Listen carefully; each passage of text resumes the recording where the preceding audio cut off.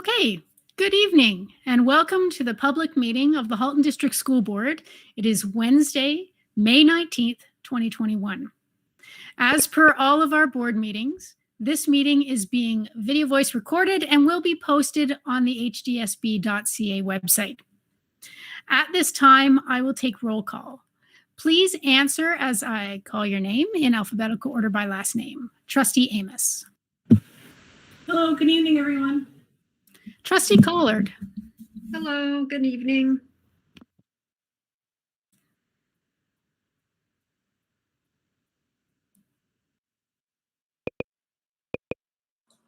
You're on mute. We'll check back with Trustee Daniele. I didn't hear you call my name. I am here. Oh, sorry. Hear you. That was because I was on mute. Yes. Thank you, Trustee Daniele. Vice Chair Al Harrison. Hello, everyone. I'm here. Trustee Garrett. Good evening, everyone. Trustee Gray.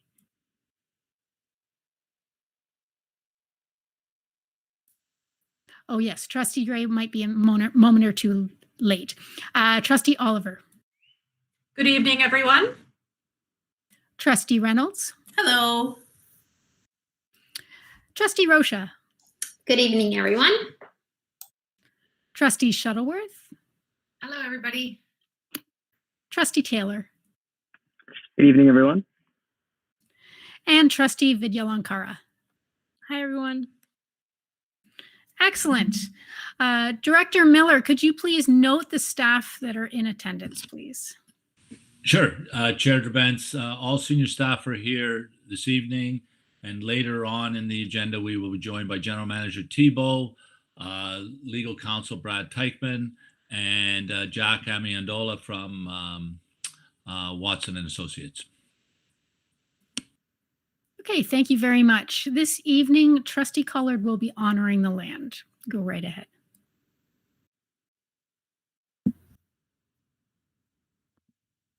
Halton, as we know it today, is rich in history and modern traditions of many First Nations and the Métis.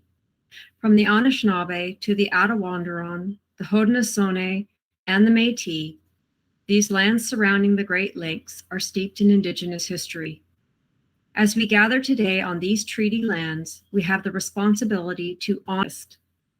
We would like to acknowledge and thank the Mississaugas of the Credit First Nation for sharing their traditional territory with us. Thank you very much. Next, are there any declarations of possible conflict of interest? Looking to the speakers list. Seeing none. Next, we are up to the agenda. Now, we're going to make a couple of adjustments this evening. So before I put it on the floor, we need to move 4.1, which is ratification of business transacted in private session, to position 1.6, which is just after the approval of the agenda. And we also are adding a walk-on information item at 531 called Supervisory Officer Appointments. And this was submitted by Director Miller, which will bump the current 531 to 532, et cetera, down that list.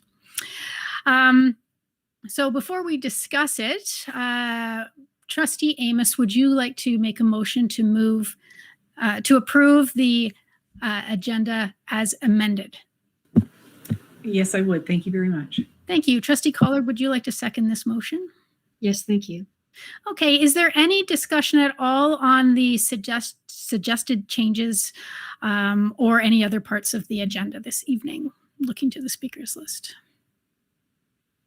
Now I see Trustee Amos and Collard are on the list, but I think those are old items. Yeah, those are old items. Okay. So I see no other speakers on the speakers list on this. So all those in favor of, approving the agenda as amended. If you could please vote.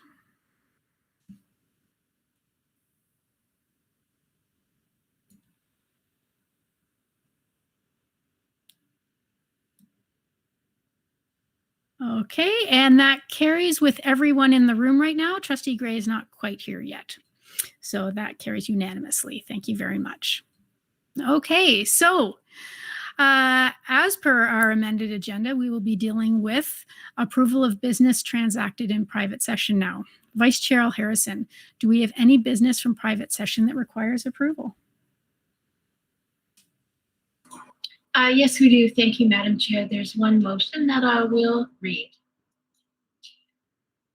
Be it resolved that the Halton District School Board appoint Curtis Ennis to the position of Director of Education and Secretary for the Board, effective August 1st, 2021, subject to the terms of the employment contract as negotiated by the Board on May 19th, 2021, and that this position includes all duties of the Director of Education, the Chief Executive Officer, the Chief Education Officer, and the Secretary to the Board, and that the Director will perform all functions and duties ordinarily associated with those offices, including but not limited to those functions and duties of a Director of Education and of a Supervisory Officer as prescribed in the Education Act, the Ontario regulations thereunder, and other relevant legislation, and including those prescribed in board policy from time to time.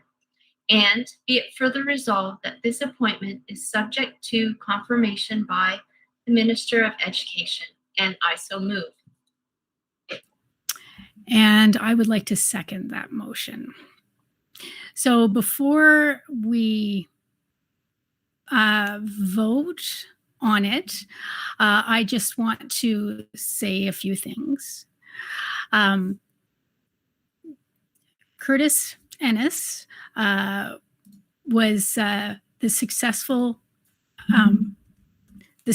candidate for this selection process.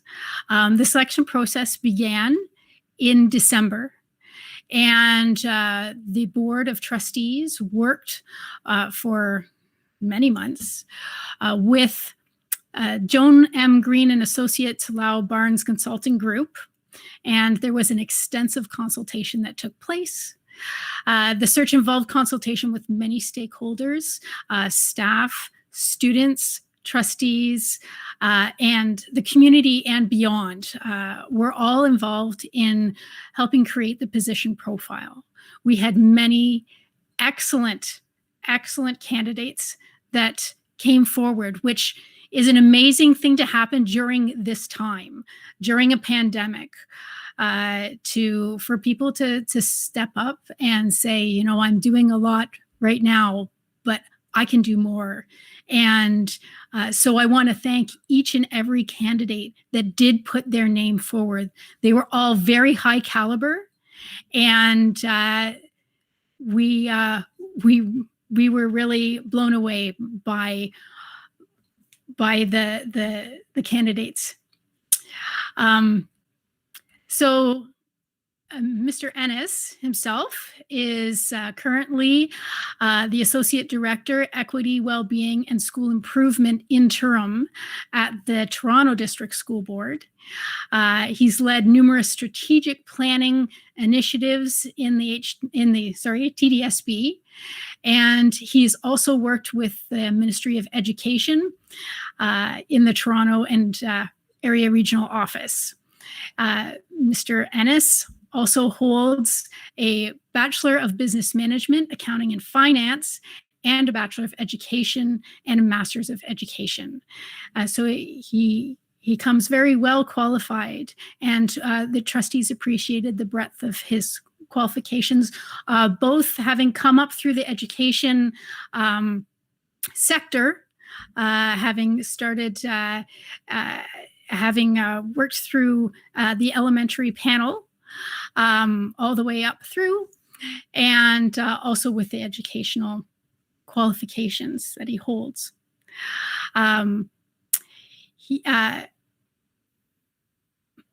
we are very excited to have Curtis Ennis join the HDSB. His diverse experiences will be invaluable in building strong relationships with students, staff, families, and community members as the HDSB continues its journey fulfilling the goals as outlined in our 2020-2024 multi-year plan, and providing outstanding opportunities for every student. So congratulations, Curtis Ennis, for taking that step and joining us. And we look forward to you taking the helm on August the 1st in 2021. So back to you, Vice Chair Harrison. Okay, thank you. We do need to ratify that motion by a vote. So I would just look to the speakers list to see if there is anybody else at this time, and I don't see anybody. So I would invite everybody to vote, please.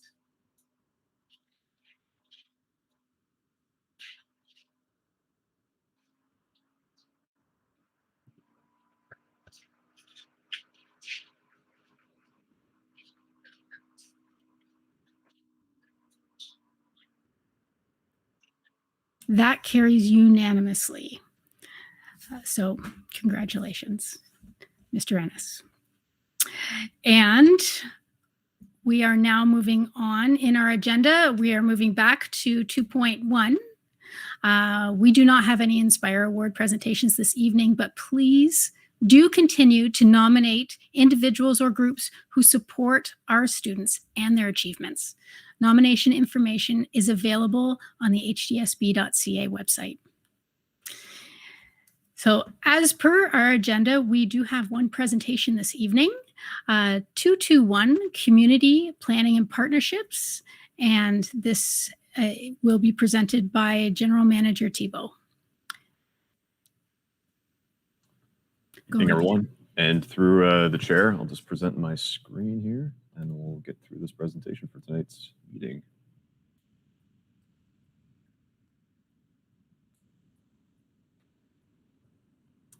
Can everyone see the first slide okay? Not blurry? Perfect. All right, so tonight we'll be hosting the HDSB Annual Community Planning and Partnership Meeting for the 2020-2021 school year as part of this regular meeting of the board. So do note for the community members that are joining us here tonight that this is an abridged version of the presentation where the full version can be accessed on our HDSB website and specifically on the Community Planning and Partnership webpage, which we sent out as part of our notifications to all of our community partners. So with regards to tonight's agenda, what we'll be doing tonight is going through some of the key points of the presentation. So we'll provide a little bit of a brief overview of the purpose of the meeting tonight. We'll discuss the types of partnerships that are available as part of this 2020-2021 cycle.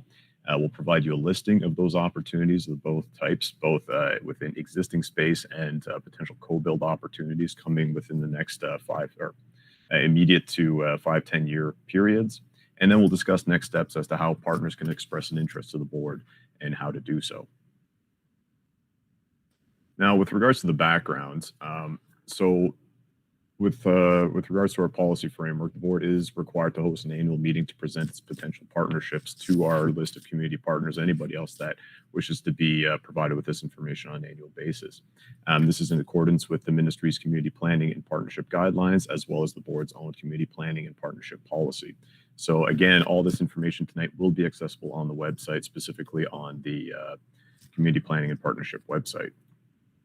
It's also a good time to note that for our community partners that are joining us here tonight, the 2019-2020 LTAP is available online, and you can access it there. And do note that the upcoming 2020-2021 update will be presented at the next CPP meeting for our 2021-2022 cycle. Now, with regards to our community planning partnerships that we want to discuss tonight, we're breaking them down into two different types. The first type is sharing surplus space that is found within our existing schools, so schools that are underutilized. And we define these spaces by using the criteria that are defined within our administrative procedure. And potential partners that we do identify as part of this process need to adhere to a number of criteria that are within that policy, specifically Section 6. And we also need to make sure that any kind of partner that we're entering with or using this space, we need to make sure that it's on a cost recovery piece. So we're not subsidizing their use of that space. Alternatively, the other type is the co-building opportunity. So this means any new school project, whether it's an addition, new school project that's planned in the future, the opportunity for a community partner to build with us in a joint construction project. So a good example of this would be a childcare. And again, it's the same premise where the partner needs to provide its own funding for the capital and will also have to be sustainable on its own and funding its own operational costs. And the same criteria do apply for the suitability of partners. Now we'll go through the partnership opportunities that we'd like to present to the community tonight. First and foremost, with our Type 1 projects, the unused space we have in some of our schools. And I'd just like to start that part up with saying that, you know, as part of this this process this year, and given the several constraints that we've come across with COVID in terms of additional space requirements, virtual model that we're looking at, and all these other uncertainties that we've been faced with, we're delaying any kind of partnership startup to September 2022 at the earliest. And again, that's pending whether or not there's going to be even additional space constraints at that time. So, you know, what we'll do tonight is we'll provide you with a listing of what potential opportunities there are. And again, you can, our community partners can obtain more information on what this space could be. And we'll just have to determine at a later time whether or not a September 2022 startup is feasible once we have more information. So with regards to the spaces we have available, we have a total of 5 elementary schools and 1 secondary schools, 4 of which are in Burlington for the elementary panel, as well as 1 in Acton. And then we have 1 secondary school in Oakville, being TA Blakelock. And again, if a partner expresses an interest, or anybody or a public agency that wants to partner with us has an interest in any of these property or these spaces, they can submit an interest or a submission to us, and we'll review it on a case-by-case basis with senior team as well as the school administration. With regards to co-build opportunities for tonight, we have a number of projects to present, but overall, over the next immediate future, which is in the 1 to 3 year range to 5 years to 10 years, we have a total of 10 new projects that we're looking at, new school projects specifically, as well as 1 addition project. And the ones we'll be reviewing tonight are ones that are being submitted to the ministry this week as part of our 2021 Capital Priorities Program. And those are the ones that are highlighted in blue on this chart here.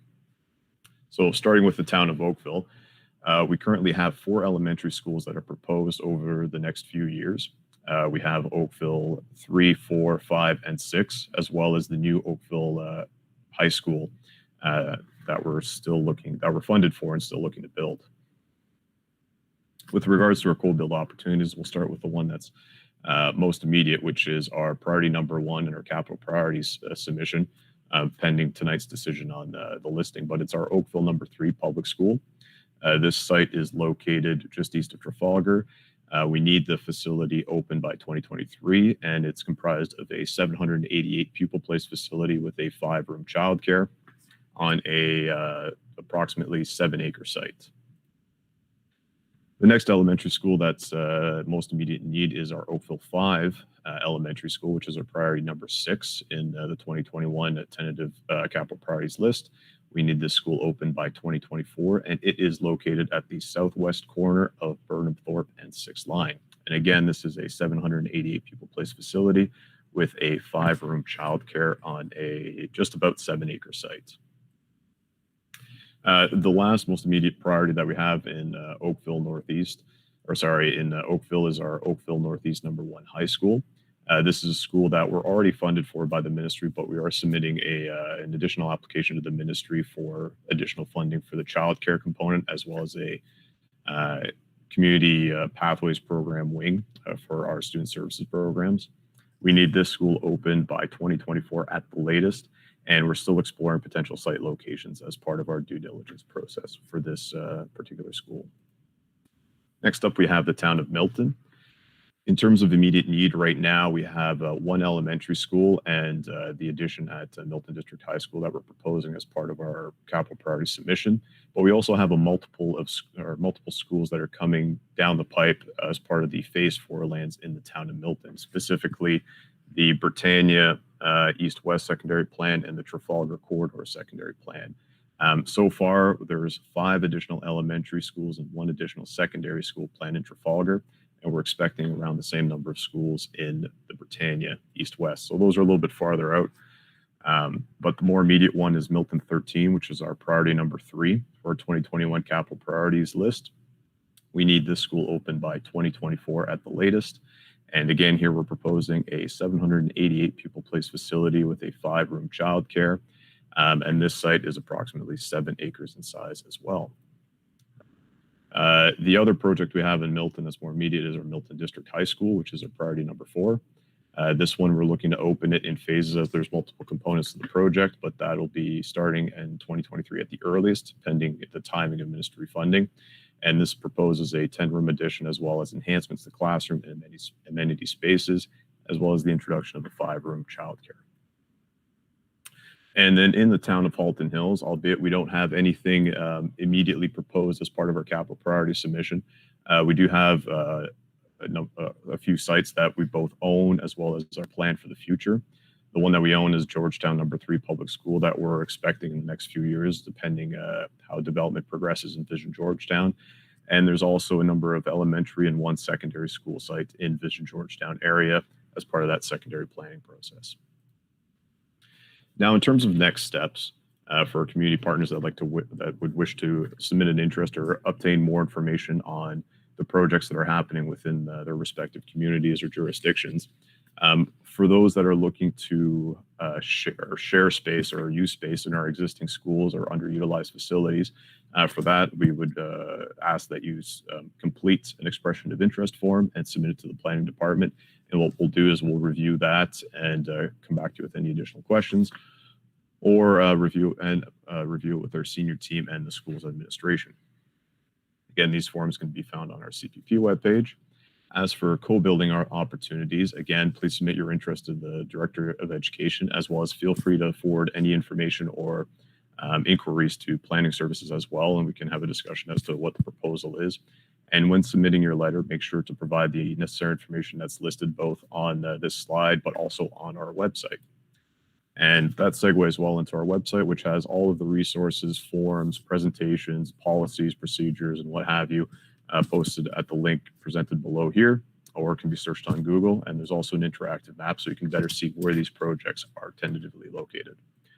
So again, I'd just like to finalize with, if there's any additional questions, please feel free to contact Planning Services or myself, Frederick Thibault, the General Manager of Planning.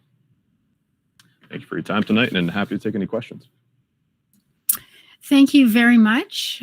And I'm looking to the speakers list. And at this point, Trustee Shuttleworth, go right ahead. I thank you through you, Chair, to General Manager Thibault. I just have one question. 2 of the schools on the list of having surplus space are Ryerson and Tecumseh that underwent a boundary review that started last year. So it's still kind of mid-movement. I'm just wondering how that is taken into consideration as far as the space that's available and how much impact that's had on the space that is available.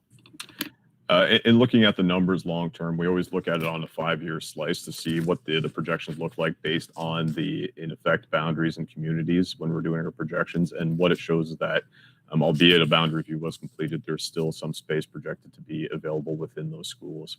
One other thing too, these schools are very large, especially for the communities that they're in. So, albeit that we've balanced enrollment within these multiple schools, there's still some space available that we can, potentially use through partnerships, or at least offset operational costs by having a partner with us. Okay, looking to the speakers list, I see no other speakers at this time. So thank you very much for your presentation, and hope that we get some potential partners out there. That'd be great. So moving on to the next item, 2.3, we do have no delegations this evening. So we're moving on. Up to the consent agenda items. Trustee Daniele, would you like to move a motion to deal with the consent agenda? Yes, thank you, I would. Thank you. Trustee Rocha, would you like to second? Yes, I would. Thank you. Excellent. I'm going to put the motion on the floor. Be it resolved that the Halton District School Board approve the consent agenda action items and receive the information items for May 19th, 2021. Are there any items that need to be pulled for discussion this evening? If so, could you please put your name on the speakers list?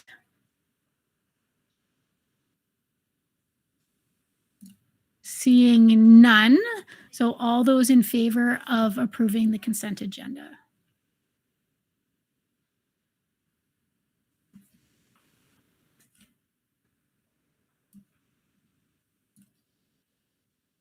And that carries unanimously. Thank you very much.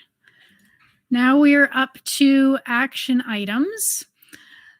So for May the 19th, we have 3 action items this evening. The first, I'd like to draw your attention to item 4.2.1, policy review, report 21049, revised.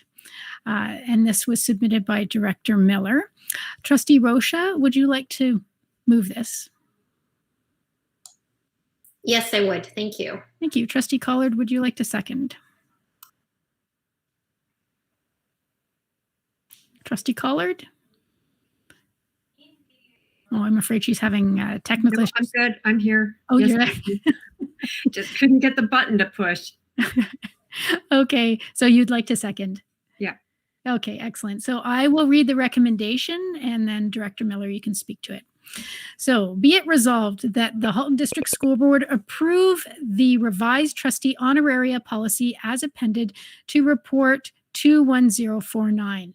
And be it resolved that the Halton District School Board approve the revised trustee expense policy and the new trustee expense governance procedure appended to report 21049. And be it resolved that the Halton District School Board approve the revised flag policy as appended to report 21049.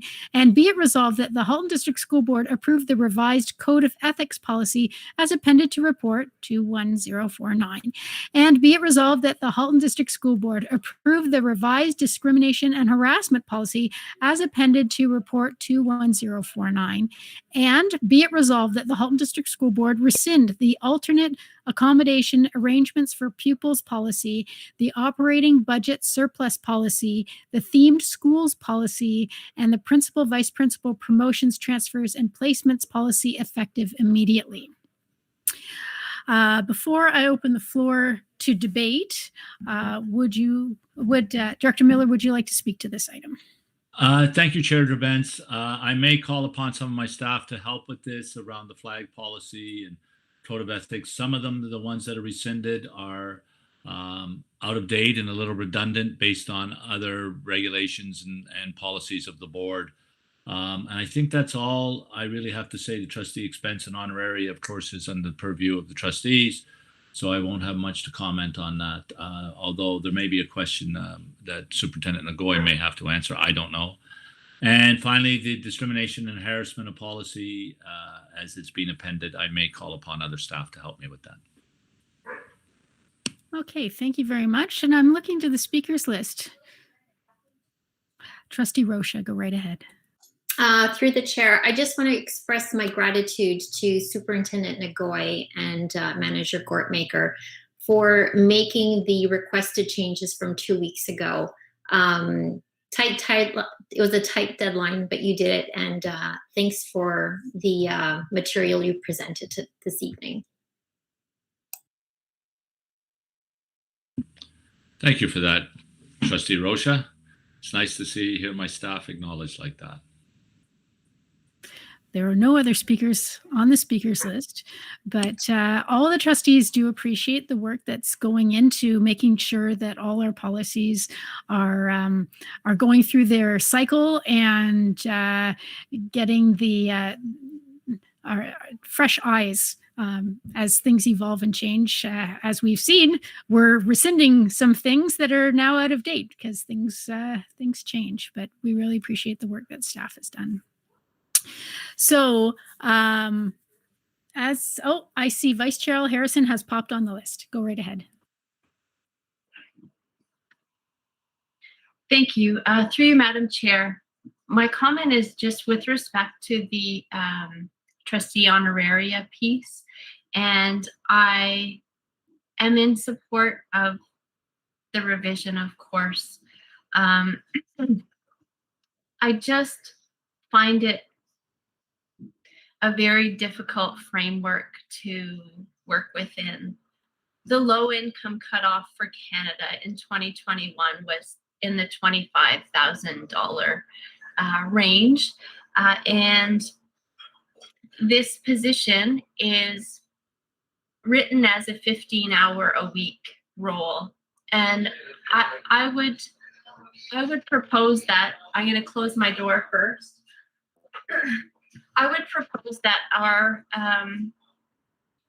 our communities expect more of us, particularly when there are many things going on, as they have been all throughout the pandemic.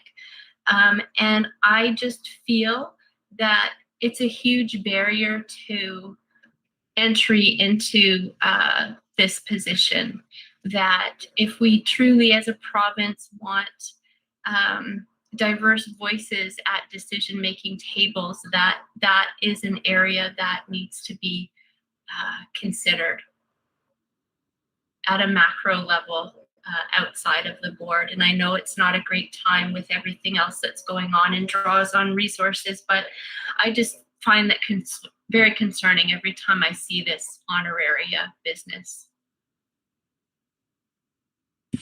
Chair Drabantz, may I speak to this? Of course. I have been at the board table with the trustees since 2009, and I have yet to meet a trustee that put in the 15 hours a week. It's always more than 15, more frequently double and sometimes triple. So, Trustee Vice Chair Al Harrison, your words resonate with me. As you know, this is ministry direction around all this happens and so on. So it's a great challenge. But I do think if I can give some advice as someone who will soon be leaving, I think there needs to be more information to the community and our staffs on the work of trustees and what they do, because I think there is a misunderstanding when 15 hours a week and they go, that's pretty good money for 15 hours a week. The reality is we all know it's not even close to 15 hours a week. It's well over that, let alone the emotions and the courage and the integrity and yes, sometimes the abuse you have to take from people. I think Vice Chair Al Harrison's comments are well placed, and I don't know how to move forward with this, but I will give it some thought, and maybe as a Director of Education, I can write a letter, as I feel that this particular Board of Trustees has been supportive of senior admin in terms of writing letters on our behalf around executive compensation and so on. So I will see if there's anything I can do, and I will bring it up at code as well. Thank you. Thank you very much for that. It's very, very kind of you. And I think that, I think we're looking at what boards going forward. I don't think that Vice Chair Al Harrison is necessarily talking about this current trustee sitting around the table, but, always looking to the future, knowing that it does take a lot to be able to have the time to spend not just at the table but around doing the work of the trustees, and I think that appreciate the kind words you've said, and I'm sure that we will be revisiting this and probably coming up with an idea on how to have the community and staff understand our role. I've got some thoughts on that myself, and I'm sure others do.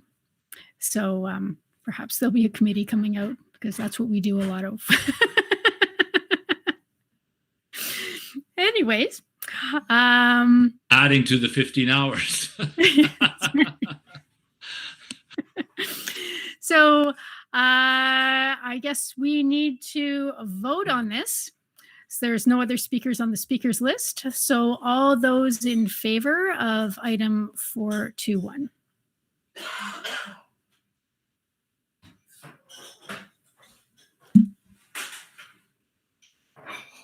And that carries unanimously. Thank you very much. Okay, we are now moving on to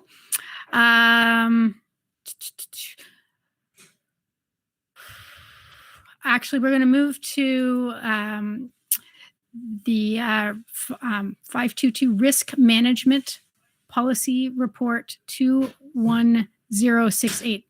I believe that should be 422. So this was submitted by Trustee Reynolds. Trustee Reynolds, would you like to move this item? Yes, I would. Thank you. Thank you. Trustee Collard, would you like to second? Yes, thank you. Okay, I'm going to put the recommendation on the floor. Be it resolved that the Halton District School Board approve the new risk management policy as appended to report 21068. Before I open the floor to debate, Trustee Reynolds, would you like to speak to this item? Thank you. Yes, this is your second time at the board table with this policy. And before the trustees, I would just like to thank Trustee Rocha for forwarding some housekeeping pieces that I believe have been incorporated into our policy. So thank you for that. And I have nothing else to add. And I hope that you guys could support that today. Thank you.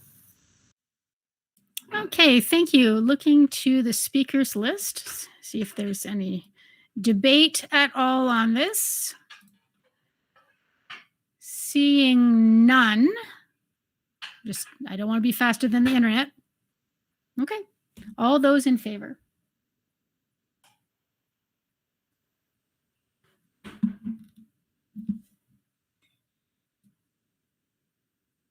And that carries unanimously. Thank you very much.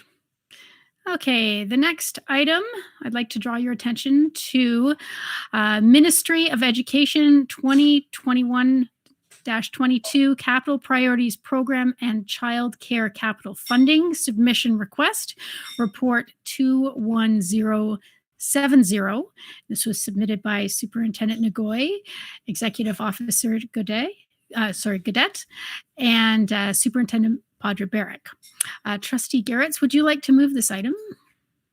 Yes, I would. Thank you very much. Trustee Shuttleworth, would you like to second? I sure would. Okay, I'll read the recommendation. Be it resolved that the Halton District School Board approve the projects as identified in Report 21070 to be submitted to the Ministry of Education as part of the next request for capital priorities. Before I open the floor to debate, Superintendent Nagoy, Executive Officer Gadet, or Superintendent Padre-Barrick, would you like to speak to this item? Thank you. Good evening through chair to trustees. Just like to acknowledge again the great work of the capital plan working group that has been diligently working in the background on completing the business cases, as well as collaborating on a regular basis to help identify the strategies and best recommendations that have come forward here tonight. And with that, maybe I'll turn it over to General Manager Thibault to speak to the minor update to the report you're seeing this evening. Thanks, thanks, Ian. So through you, Madam Chair, the only update that we have to provide tonight to the Board of Trustees is at the last meeting, we had provided our tentative list of childcare projects that we would be submitting collaboratively with the projects we had identified, namely priorities 1, 2, 3, 4, and 6. Since that time, the Consolidated Municipal Service Manager of the region of Halton has confirmed that all 5 of those childcare projects are supported, and they will be signing off on them. So we'll be able to submit on all of those. And they're very similar. They're the exact ones that we presented earlier tonight in the community planning and partnership meeting. So we're looking at 2 childcares in Oakville, 3, 2 at an elementary school, 1 at a secondary. And then we have the Milton District High School, as well as the Milton 13 project that will also be or potentially receiving 5-room childcares as part of our submission. So happy to take any other questions with regards to the tentative submission. Thank you. Okay, thank you. Looking to the speakers list, Trustee Amos, go right ahead. Thank you to General Manager Thibault. Thank you very much for this report. And I'm really happy to see that the Oakville Northeast number 3 is a number 1 priority, as well as the childcare for the new high school, as well as my community will be happy to see the information about Post Corners being on there, as well as the Northeast number 5. My question is, has the government actually asked us for capital priorities yet, or have they indicated when they will be accepting them? Through Madam Chair, yes, this Friday we'll be submitting this list. So the call for priorities came at the end of March, and to Executive Officer Gadet's point, we've been working as part of the capital priorities working group for the last 2 months and getting these together. So this is part of the submission coming up this Friday. That's great news, and I'm hoping that they will actually look at the list in the way it's been ordered for priority this year. Thank you. Okay, thank you. There are no other speakers on the speakers list, so I'll call the question. All those in favor?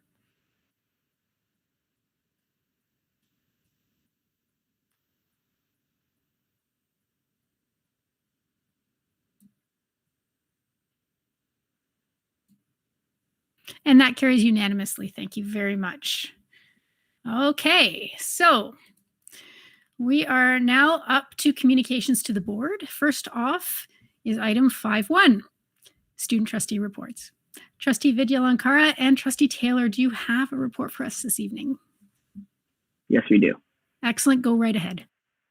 Thank you. Good evening, everyone. Trustee Vidyalankara and I hope everyone is doing well tonight. Our graduation subcommittee has finished their letter of thanks to the Halton Secondary Principals Association and is planning on sending that within the next week. This will officially conclude the great work they have done this year. Our mental health subcommittee has finished their video and it is amazing. They are currently in the process of having reviewed and approved by the appropriate people, and then we will be happy to share it with trustees. Additionally, once we get the green light to share this video, it will be posted to the HDSB Student Center Instagram website, and we are hoping to share it with principals to have the video be shared with classes. Our environmental subcommittee has also been doing great work.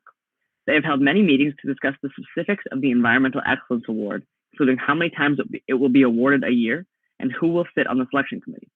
They are meeting with the leader of the environmental management team, Suzanne Burwell, soon to further discuss this award. They are also very happy to share that 56 outdoor classrooms in the HDSB are being built and have been fully funded, the first being completed the first week of May. Additionally, the solar panels at Irma Colson have been installed and are up and running, and at Escarpment View, the plans to have their solar panels running by September or November of this year. Finally, during the Gen Green conferences, there was 23.9 tons of carbon reduced. Our equity subcommittee has finished their menstrual equity letter addressed to the Ministry of Education. Trustees can find the full letter in our student trustee report. Last week, trustees and senators were invited by the MDHS student-led equity team to participate in their anti-racism workshop. We would like to thank the MD student equity team and staff for extending this invitation to senators and trustees. The team is hoping to one day share this workshop with all HDSB trustees. They are currently in communication with Dr. Jewel Amoa and will soon be connecting with Superintendent Etoff and Assistant Principal for Equity and Inclusive Education, Mary Marshall. Also last week, we were given the opportunity to speak at the HDSB Trustee Town Hall. We had shared both board level and provincial student perspectives on the new TVO-TFO online learning plan. We once again want to thank the trustees for allowing us to come and speak at this community event. Finally, as trustees know, a letter was shared with families about the start of the 2021-2022 school year, including a plan for quadmesters for secondary students. At our Student Senate meeting last night, we heard a mixed response to this decision. Students identified several pros as well as cons for the quadmester system. However, since then, the majority of students that we have heard from have advocated for their concerns and disapproval of the quad system. We look forward to hearing more about the reasoning behind this decision at today's board meeting. Lastly, our next Student Senate meeting will be this upcoming Tuesday, May 25th from 6 p.m. to 9 p.m. We will be focused on planning for the Halton Youth Leadership Symposium taking place on Friday, May 28th. Thank you for listening, and we are happy to take any questions. Okay, thank you very much. I'm glad to hear that the youth symposium is the planning is coming along really well. I know I'm personally very interested in watching some of the presentations that are going on, and I'm sure some of my colleagues are as well. Looking to the speakers list. Chair Drabantz? Oh, yes. Sorry. May I say something? Of course you can. We will elaborate on this later, but I just want to address what Trustee Vindalakar asked about the quads. Basically, it's this: until we have absolute certainty around public health, if we are in a full semester, we cannot pivot to virtual. So the quadmesters was designed to be able to pivot into virtual if necessary, and so on. We'll elaborate again, but we are hopeful if when we do the quads, it will be for only one semester, and we hope to return to a full proper semester 2. But we'll elaborate later. I just thought since you brought it up. But at this time, I would ask to turn to Dr. Jula Moa, as she was at a training session from the ministry, and one of our student trustees was there and was excellent. And I will ask her to speak to it. Thank you, Director Miller. Through you, Chair.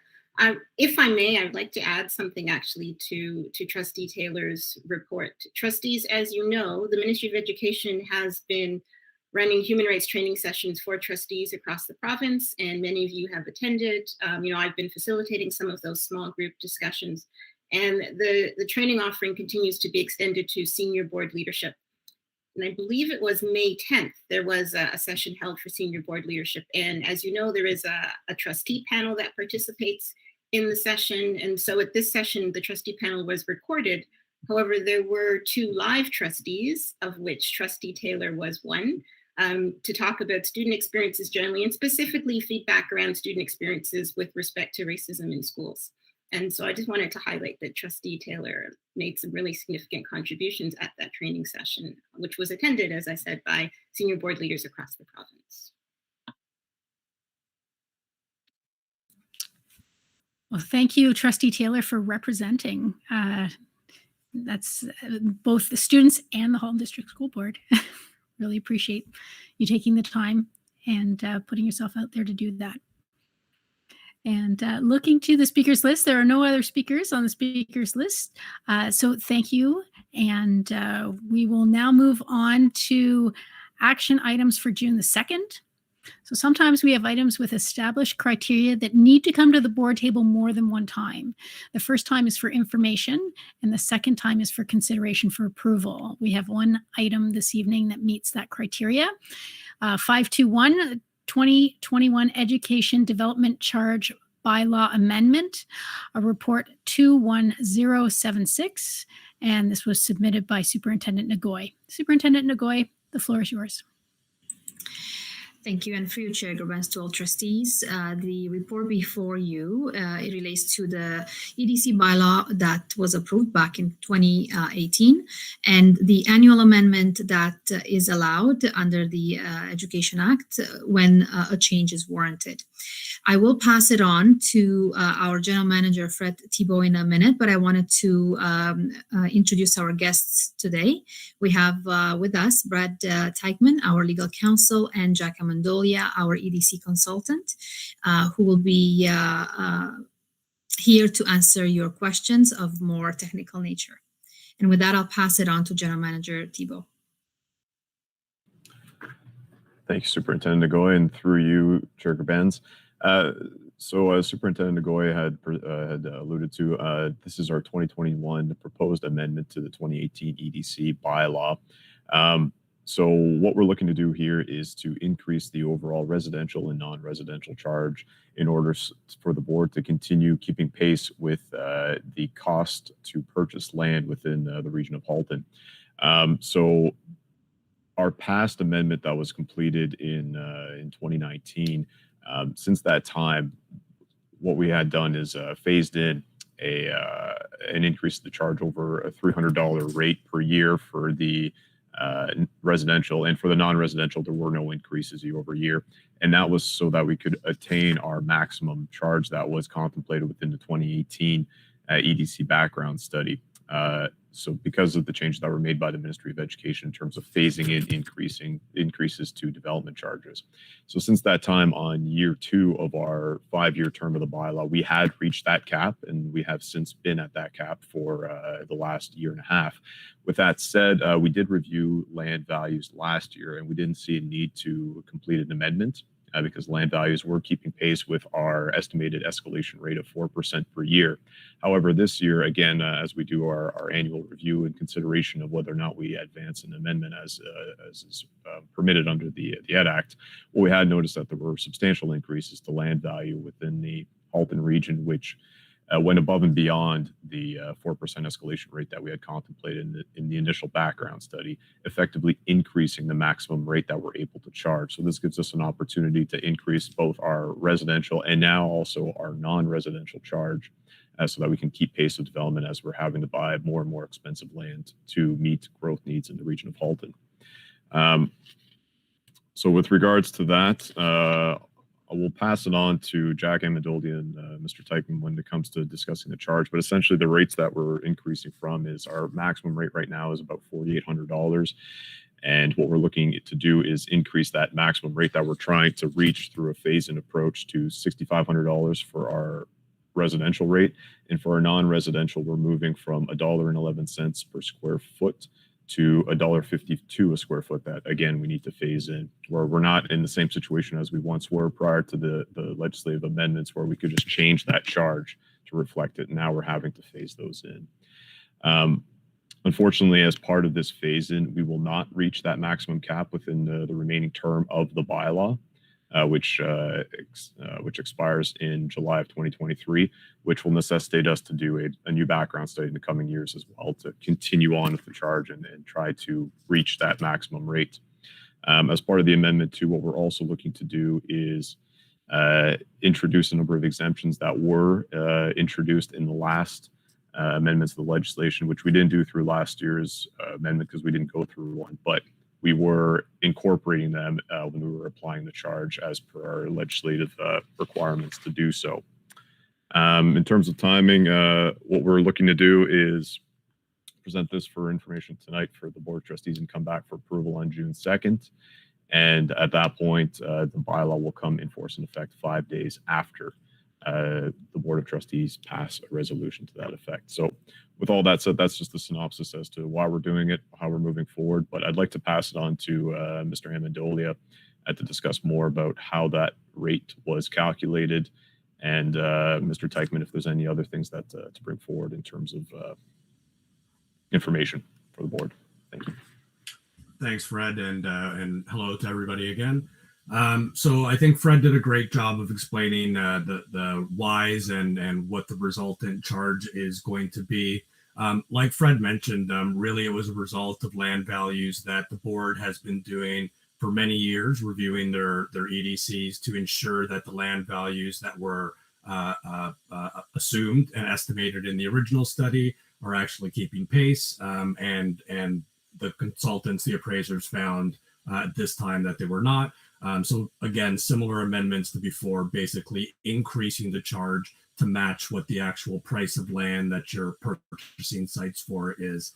As Fred mentioned, the real difference between some of your historical amendments that you've done and the one this time is that you're in the middle of a phase-in, and that's new legislation that was introduced a few years ago. So that's really the difference now is calculating the charge. But even though we calculate what the maximum charge, so before the phase-in legislation, we calculated this new rate of $65.39 residential and $1.52.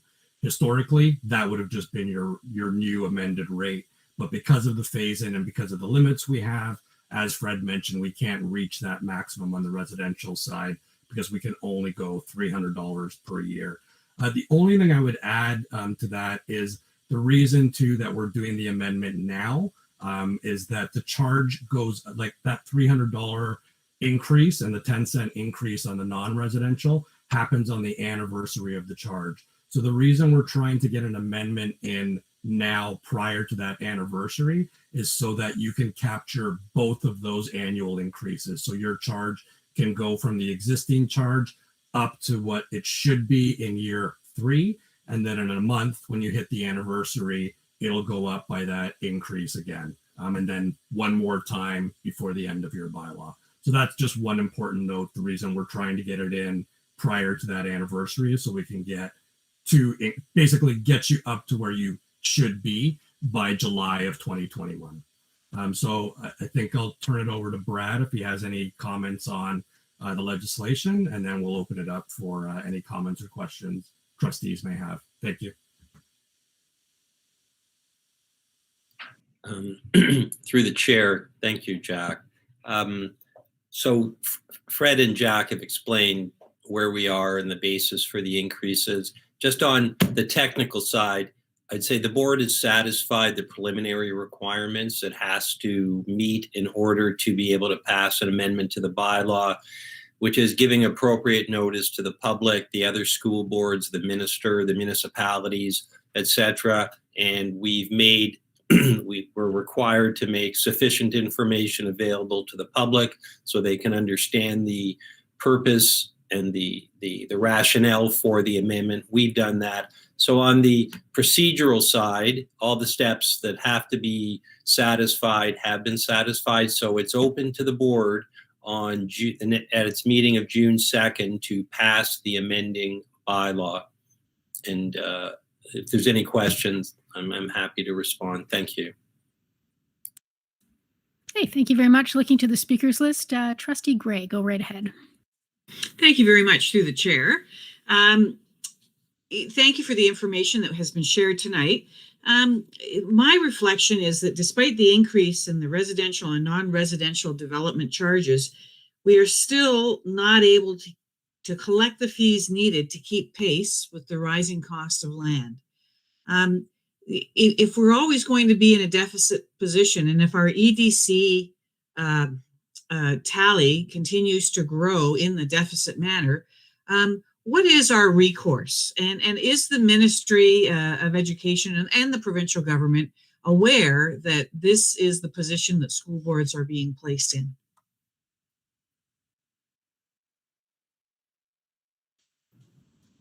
Fred, do you want me to take that one, or?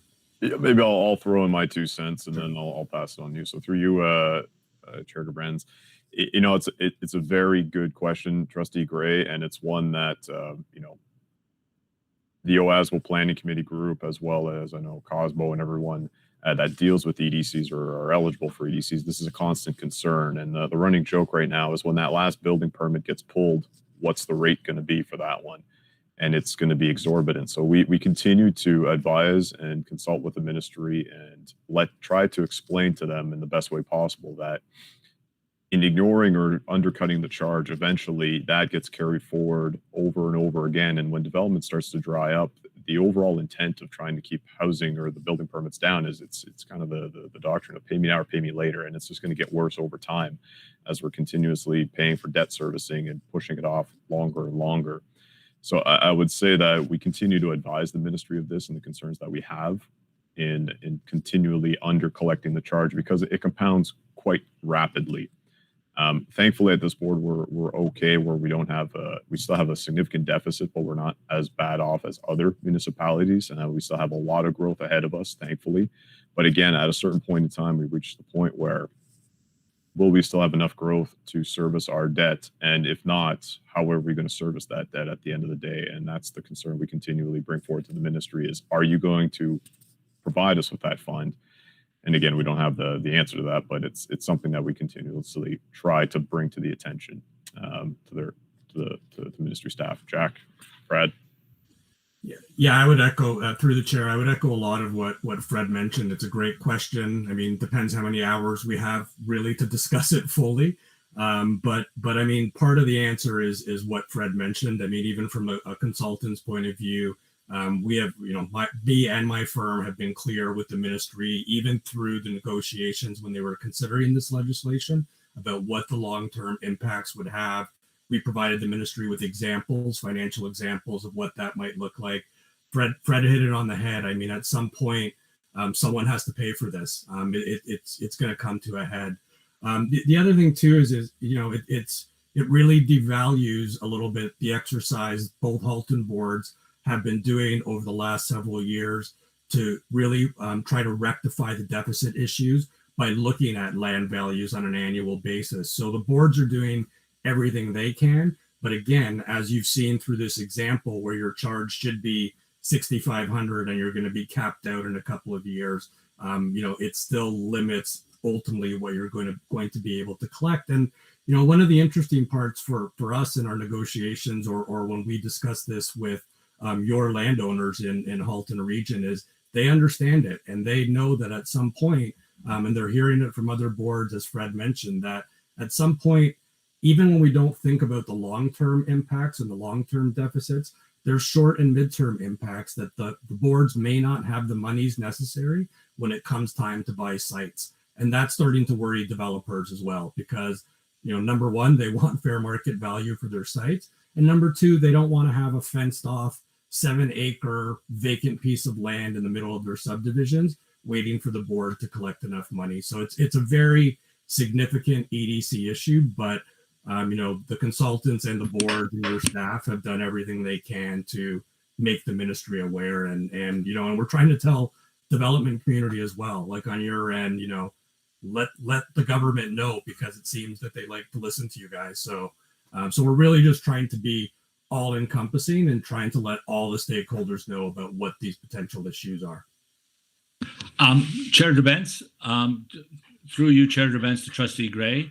I think it was more than 2 years ago, Superintendent Nagoy and I both sat on a committee with the ministry. She was representing COSBO and I was representing Code. And we expressed the same concerns to ministry officials, and representatives from the minister's office was on that committee as well. So they've heard what Mr. Amiandolia says and what General Manager Thibault has said. They heard it 2 to 3 years ago. And if you'll recall, our EDCs, which has been mentioned, were frozen for a time. And then we were allowed to increase them, but not to the levels that they should have been. So this message has been made loud and clear to the ministry. And as I said, Superintendent Nagoy were there when representatives or staff of the minister's office were there as well. Okay, and the next speaker on the list is Trustee Collard. Thank you. I can remember 3 years ago when this provincial government was elected, they refused to approve our EDC bylaw, which we had passed at the board level, and allowed it to lapse. And we went several weeks without the ability to collect EDCs. And I believe that the tally of what we lost in that period of time was somewhere in the neighborhood of $1 million.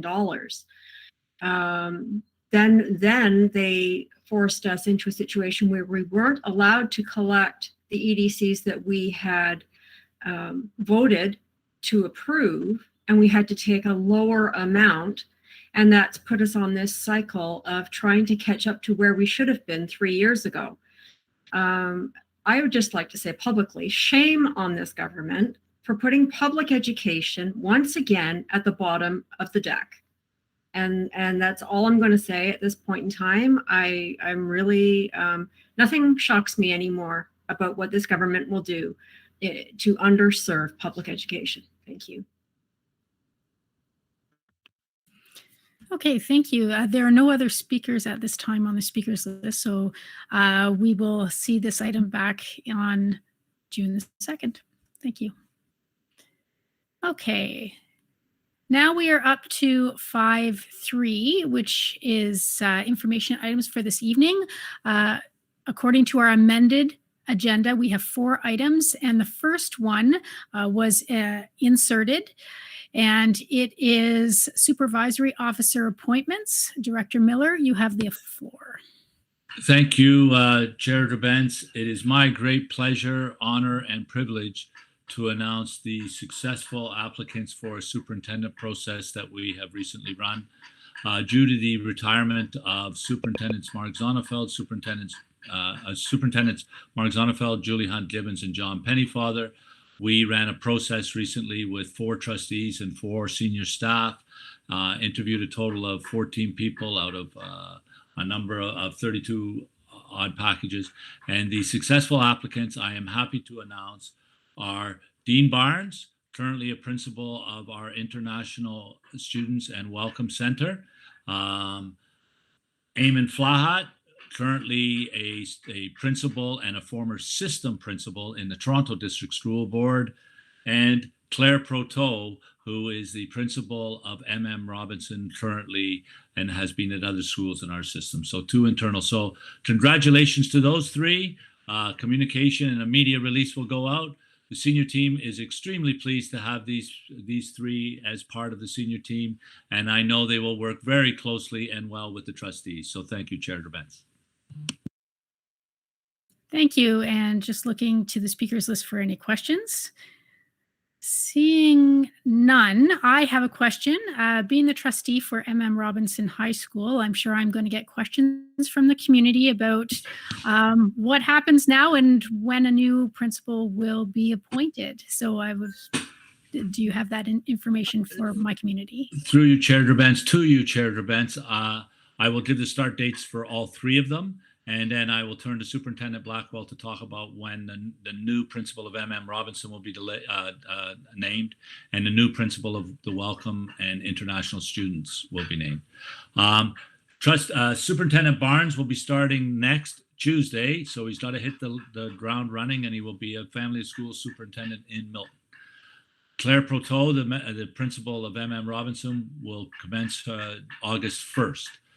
So she will finish out this school year as principal of MM Robinson, and Eamon Flahat will also start August 1st. We have not determined what their family of schools. So I will turn it to Superintendent Blackwell to talk about the timing of the naming of the new principal of MM Robinson. Superintendent Blackwell? Good evening, and through the chair to the trustees. We will be looking at the process tomorrow. A welcome center ad will be going out. We have our administrator moves, which usually happen a little bit earlier this time of year, but knowing that we had some internal candidates for that process, we have positions to fill. We will be bringing a full report to the board, and I'm excited to bring new changes and opportunities for our existing staff, as well as some promotions for other staff, and we will be doing that June 2nd. And congratulations to the 3 new superintendents. Yes, and we now have a speaker on the speakers list, Trustee Garrett. Thank you. Just real quick one. I know that there's probably lots of staff watching tonight, and they're probably questioning and wondering if there's an onboarding program all set in place for these 3 new superintendents. Superintendent Garrett, Trustee Garrett, through you, Chair Drabens, to Trustee Garrett.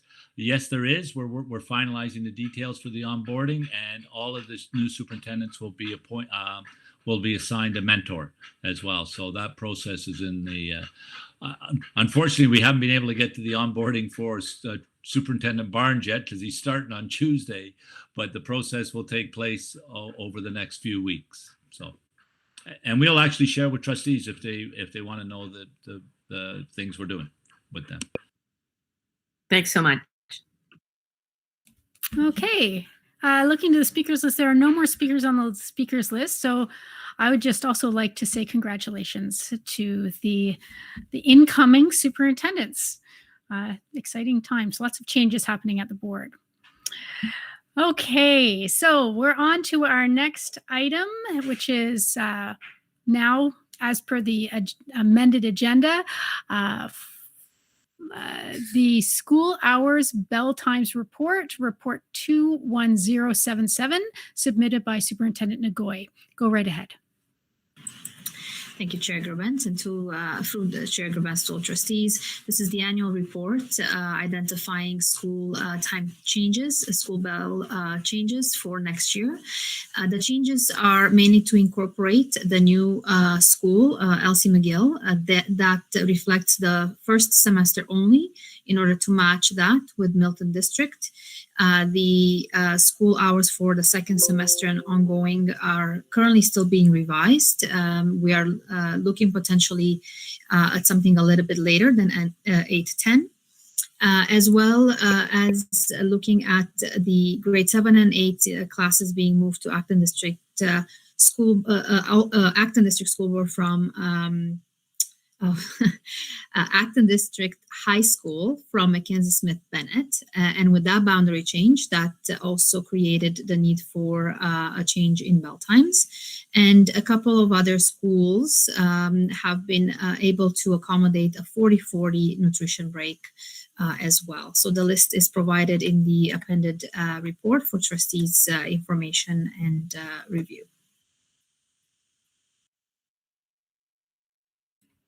Thank you. Looking to the speakers list, I see Trustee Amos. Go right ahead. Thank you very much. Through you to Superintendent Nagoy. I am very interested to hear that the bell time hours for Elsie McGill will be starting at the same time initially as Milton, but I would strongly like to request that the school, when it settles in its hours, not start before 8:30 a.m. I went through all the high schools in Halton, and there are only 5 that start at 8:30 or later. There's one that starts at 8:25. The rest are all 8:05 or 8:10 or even 8 o'clock. And there's a ton of new research and being shown that high school students do not learn well, and 8:30 is the earliest that they should start school. And I think that we as a board need to make sure that we're having our students, putting them in the best possible place they can be at the best possible timing for them to learn.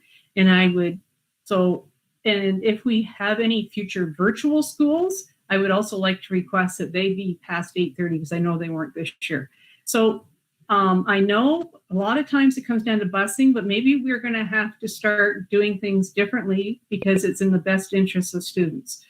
I just wanted to say thank you for sharing that information and a strong request that it be at least 8:30 or later that the new high school start.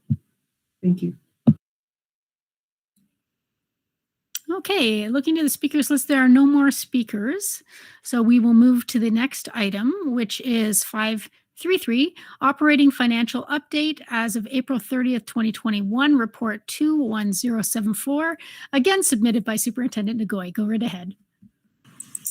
Thank you for your Chair Gerbens to all trustees. This is the update to the current year budget or financial update to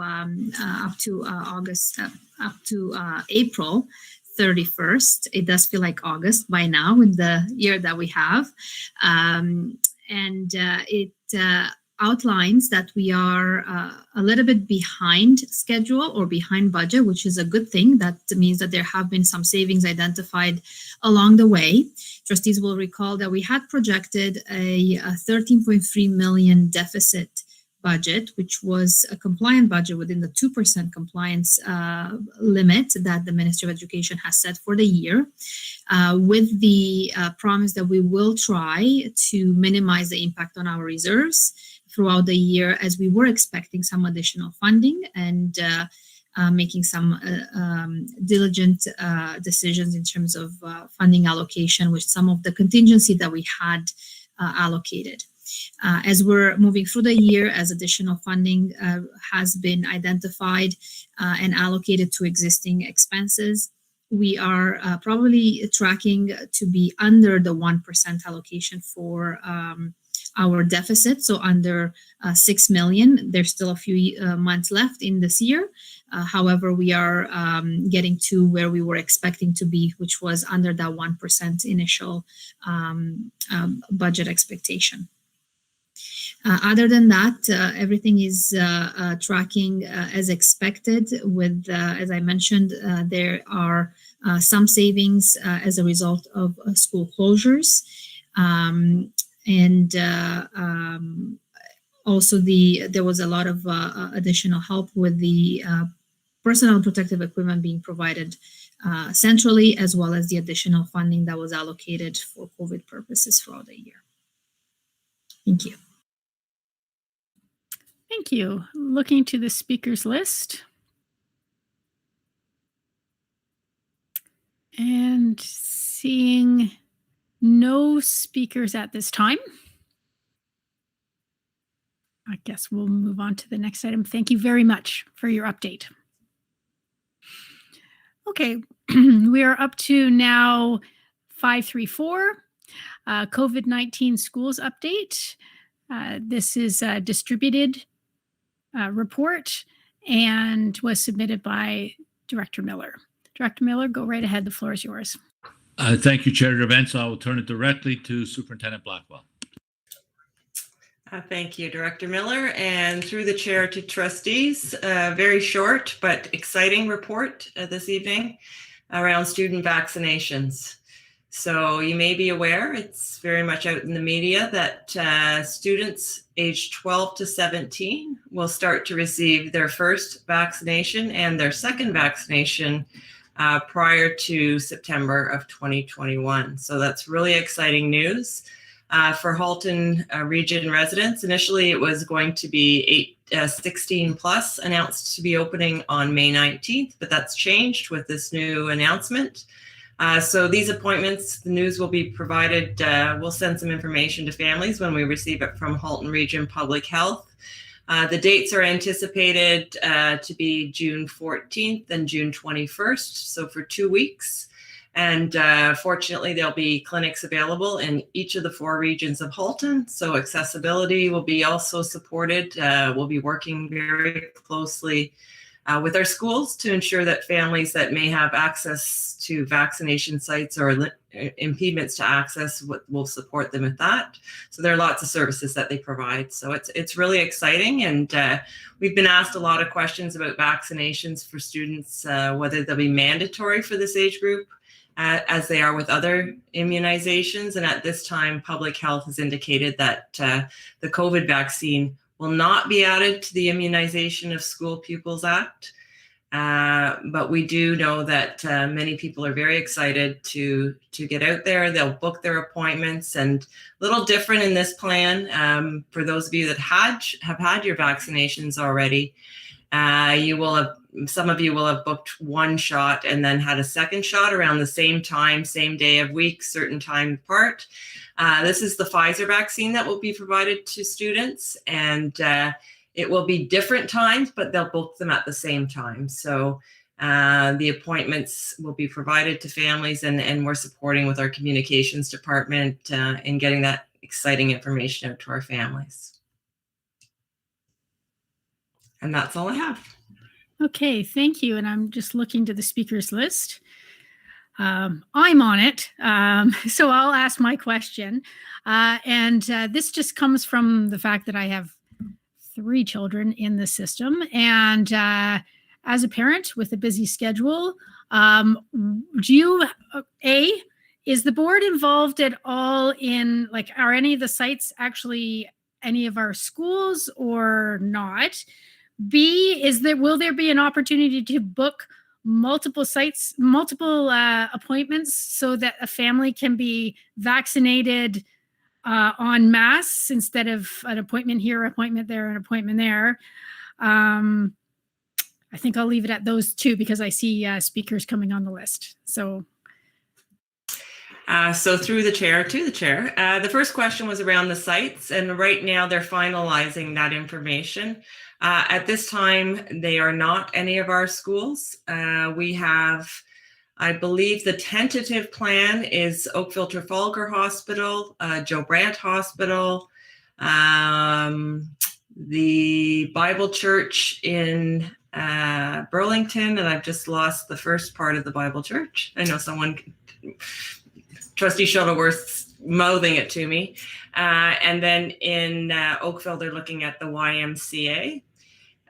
We also have our coterminous board, and all the students that are in that board, we're working closely with them. And one of our sites, they are looking at one of the high schools in Georgetown. As you know, there's not a lot of Georgetown District High School is very difficult to park at, just the way it's set up. So we'll be able to access some of the Georgetown High School that they're going to help establish. But the accessibility piece in terms of families booking together, good question.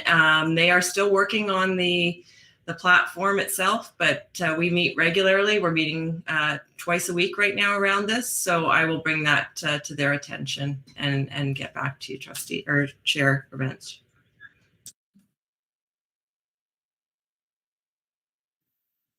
Thank you, through your chair. So I just want to confirm for our families listening and following this.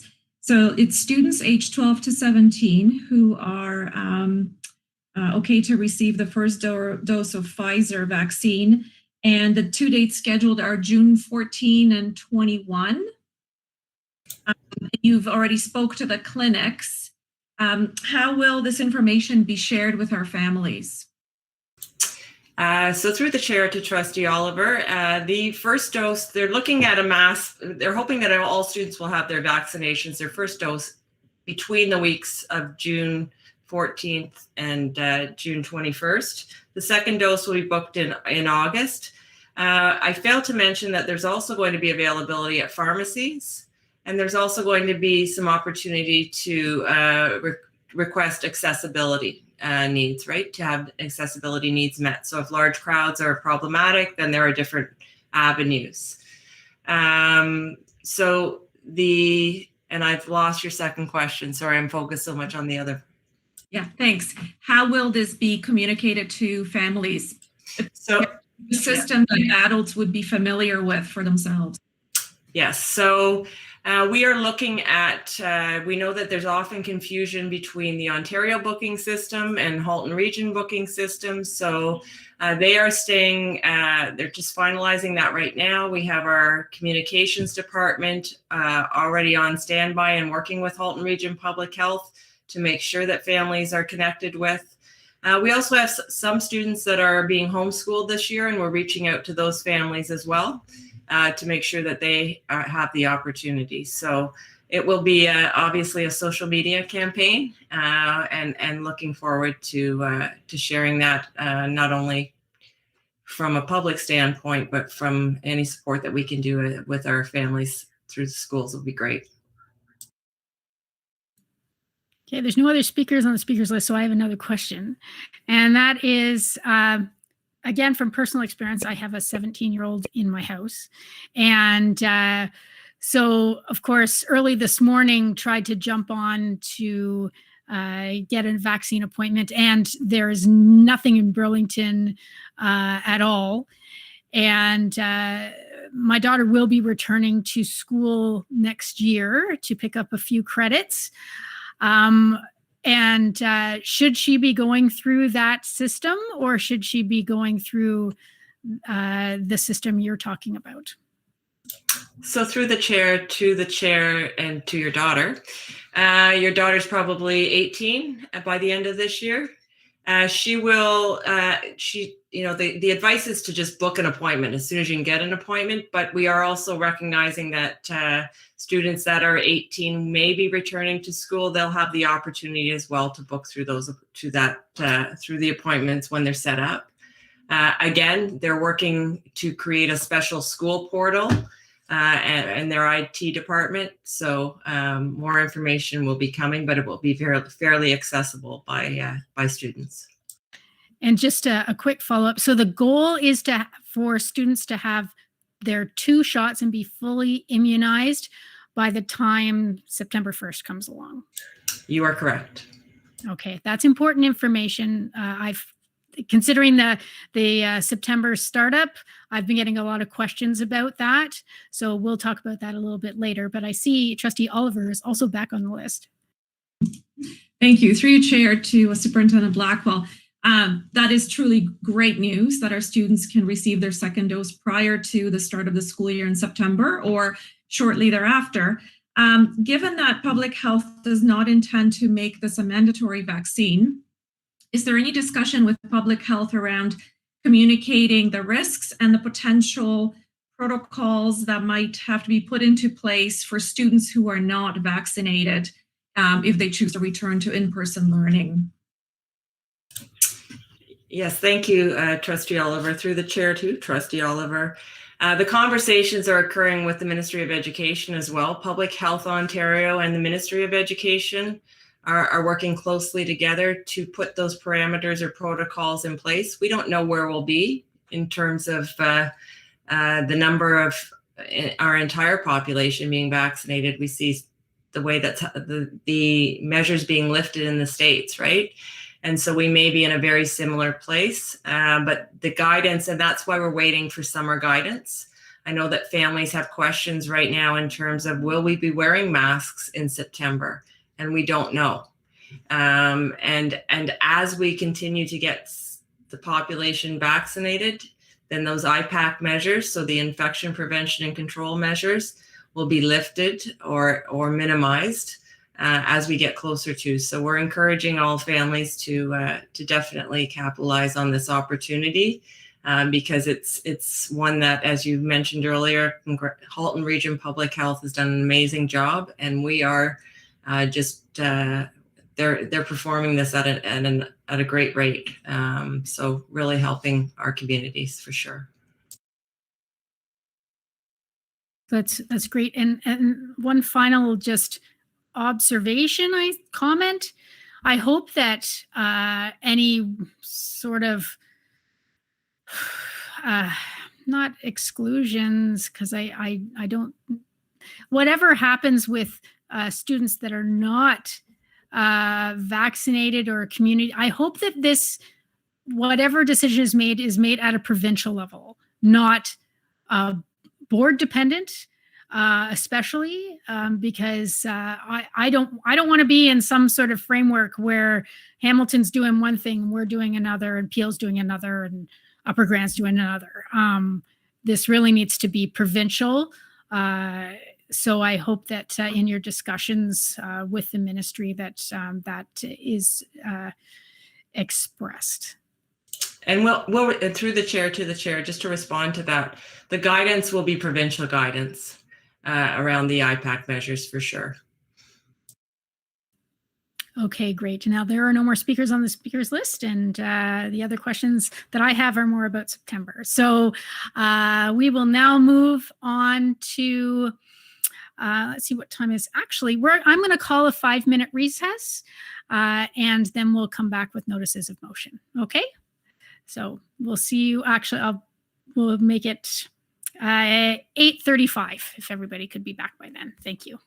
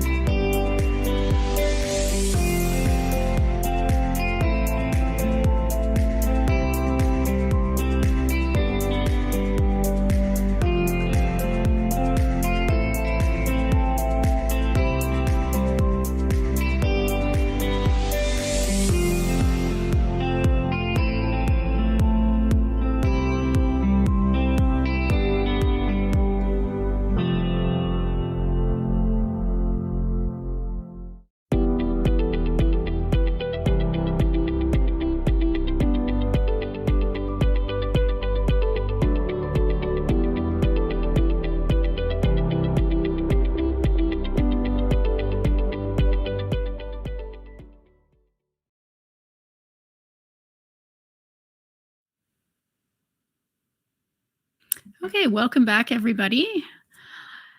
And we are now up to, I'm just looking at my screen, and we do have at least 6 trustees with their screens on. So I'm sure everybody's there. Where would people be? We are up to 5.4, which is notices of motion. Looking to the speakers list to see if there are notices of motion.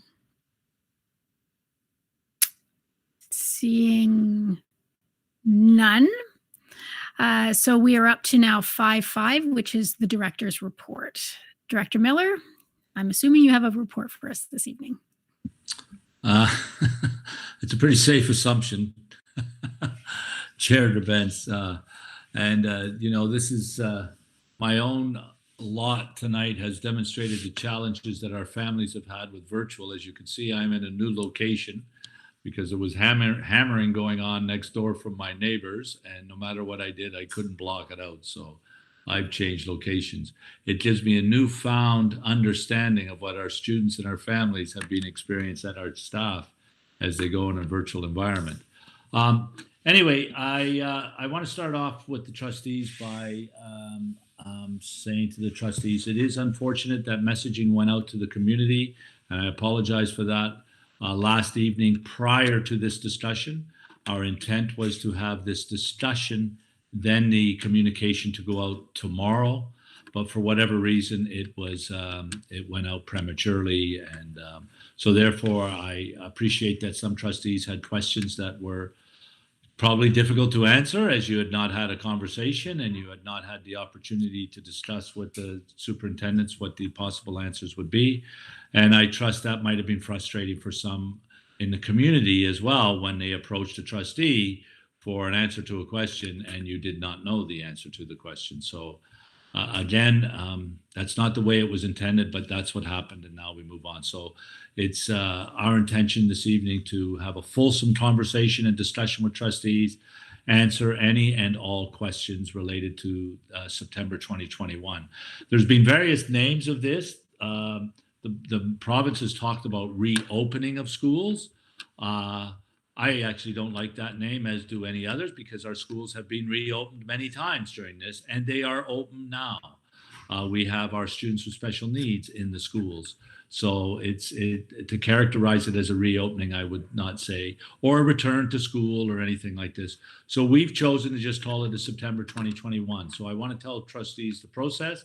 The process, Associate Director Bogue chaired a committee called the September 2021 Committee, and there were a number of subcommittees who went away and did their work. You've heard some of it. Most of it's reflected in that communication that went home yesterday, but we'll have a special category at the end to talk about ongoing communication with families at the very end of this conversation. So the way we're going to do it, Chair Drabantz, is I'm going to go through it in the order of the draft that you received, trustees, last night, and I will ask the chairs of those subcommittees to speak to that. I know that for the community and trustees, the most relevant and significant part for them is what the school looked like in September. However, I think it's important that you have a full picture of what we're doing for September, because there are many other aspects to this that support schools in whether we're virtual or otherwise. So one of the things in this pandemic, we've had our corporate staff working from home almost exclusively. We had a very skeleton crew in the buildings. And so the first subcommittee that will report, and these will be the shorter ones, the longer ones obviously will be about what school looks like, but I think it's important trustees have a picture, the full picture of what we think September will look like. So I would turn to Superintendent Taha to talk about how we work moving forward as a staff. Thanks, Director Miller. Through you, Chair Drabantz, to the rest of the trustees. Obviously, Director Miller was commenting on how difficult it is to work virtually. I will say that the pandemic has changed how we work and how we engage with each other. I would also say that it has shown our ability to deliver services and programs in creative ways and effective ways. So to this end, we will continue work from home for staff whose jobs and job descriptions allow for that. Those working directly with students will continue to work in schools or in school settings in September. And the work from home parameters and procedure will be developed shortly to really outline the parameters with which working from home is possible moving down the road. I'm happy to take any questions. Looking to the speakers list. I don't see any at this time on that portion. Yeah, there are actually huge benefits to this in terms of environmental costs and so on, and possible savings in space within our corporate offices. The criteria we're using, and there's really only one criteria, that our service remains up to par, that our service does not alter at all. And so we will be assessing that later on to see if there is a change. This so far in the pandemic, we have not noted any kind of deterioration or diminishing of the service that our corporate staff has been able to provide, either our schools or the public. Okay, thank you. And just one small point, Director Miller, we only see half your head. And the second. How's that? Can you see me now? Yes, that's better. And Most people prefer to see only half my head. And Trustee Shuttleworth is on the was on the list. Sorry, I took it off because I don't know that it's appropriate, because you're just talking about non-teaching staff, correct? Correct. Correct. But we will be addressing, Trustee Shuttleworth, we are recommending that some of our teaching staff also remain at home, and we'll talk about that when we get to the school part.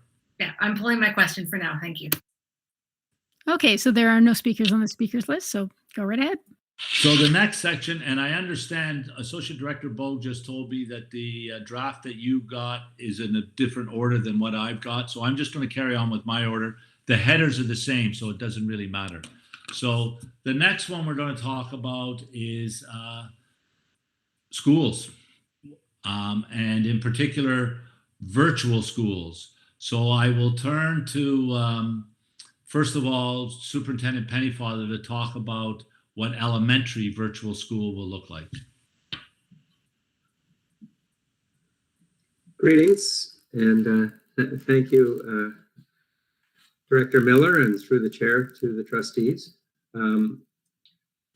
I'll start by saying with virtual schools, to make it easiest to understand, is a lot will be the same as the way virtual school, the remote schooling has worked this year. The students with still whose parents chose remote learning will still have a teacher who is assigned to their child, homeroom teacher. They will still have a principal they can contact if there are issues. The classes will look the same as virtual does now in terms of the amount of time for synchronous and asynchronous learning. What will be slightly different is that next year, rather than having discrete virtual schools, the virtual learning will be hosted in the bricks and mortar schools. A teacher is in the bricks and mortar school and will be the member of the staff. The principal is the student contact, and parent contact will be a bricks and mortar principal. What will happen is all homeschool organizations will host virtual classes depending on their organization and what their uptake is at their school for the remote learning. The advantages to this is that, and we hope it addresses some of the drawbacks to the virtual schools this year, was there will be, for the students, more equitable access to CYC, social workers, EAs. One of the issues that we had this year was, and like the rest of the board and the rest of the province, French teachers were very difficult to get. So we think that this will address this issue. And other planning time teachers, such as music teachers, will be able to access them more easily. It will also, having the teacher who is teaching virtual be on the same timetable as the school where they're hosted, will also offer that bricks and mortar school the advantage of having smoother timetabling and duty schedules and those kinds of things. We also think that should the need happen, this will offer a smoother transition out of remote should it be needed. Thank you. Okay, Trustee Shuttleworth, go right ahead. Okay, thank you. Through the chair to Superintendent Pennyfeather. So my understanding then is that there will be an empty room, which is a virtual classroom. So there will not be live students in the virtual class, but the teachers will. So for example, like I don't know if I call them peripatetic teachers, anybody knows what I mean. Teachers for the French, if you have a French teacher, they will go visit that virtual class and teach the virtual class on its own. So they're still separate classrooms, is my question. Yeah. That's how it will work. For example, if a school has 300 students in it and say 40 to 45, depending on the age, their parents chose remote learning, that would mean that around 2 teachers in that school would be assigned virtual classes. We'll be working with HR and special ed and the principals to arrange the host, arrange the grades that are going to take place in which school, and that will be part of that school's organization. And yes, so the homeroom teacher, say for example, grade 4 class, they would teach the regular homeroom subjects to their virtual class. But then when it came time for French, the French teacher who was assigned to that particular school could come in virtually and teach the students there. Same with the music teacher, and other things that are typically Rotary, sometimes phys ed. The advantage, that was something that we really found difficult to find and to set up with the virtual schools the way we had them, particularly French. We had classes that for a long time were missing French teachers, and we had different teachers filling in and that kind of thing. So we think that will allow for better continuity for the students and for the staff members. Awesome, thank you. Oh, thank you. And I just want the clarity. We've received over 1,000 emails on hybrid teaching. I'm glad you asked that. And through the chair, this is not hybrid. This will be like virtual for the virtual, the students who have chosen remote learning, I should call it that because that's what it's now called by the province. The students who have chosen remote learning, they and their families, they will have a teacher assigned to them who is their homeroom teacher who is teaching them for the whole day. That teacher will not also be teaching kids live in the school. So just to repeat, we are not using a hybrid model, not using one. And I will repeat that as well. We are not using a hybrid model. Thank you for that clarity. And I hope everybody that's watching online gets the word out. Okay, there are no other speakers to this part of the topic, so go right ahead. Thank you, Chair DeBence. I'm going to ask Superintendent Newton to talk about the model for secondary virtual learning, which is somewhat different than our model for elementary. Good evening, and through the chair, I would like to share with you our virtual high school model for secondary students.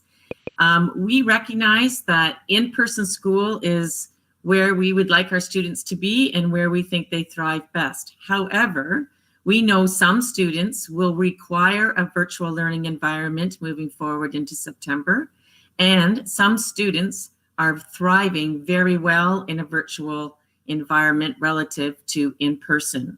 So recognizing that, and Halton has always wanted to address all students' learning needs, we are offering a remote virtual school.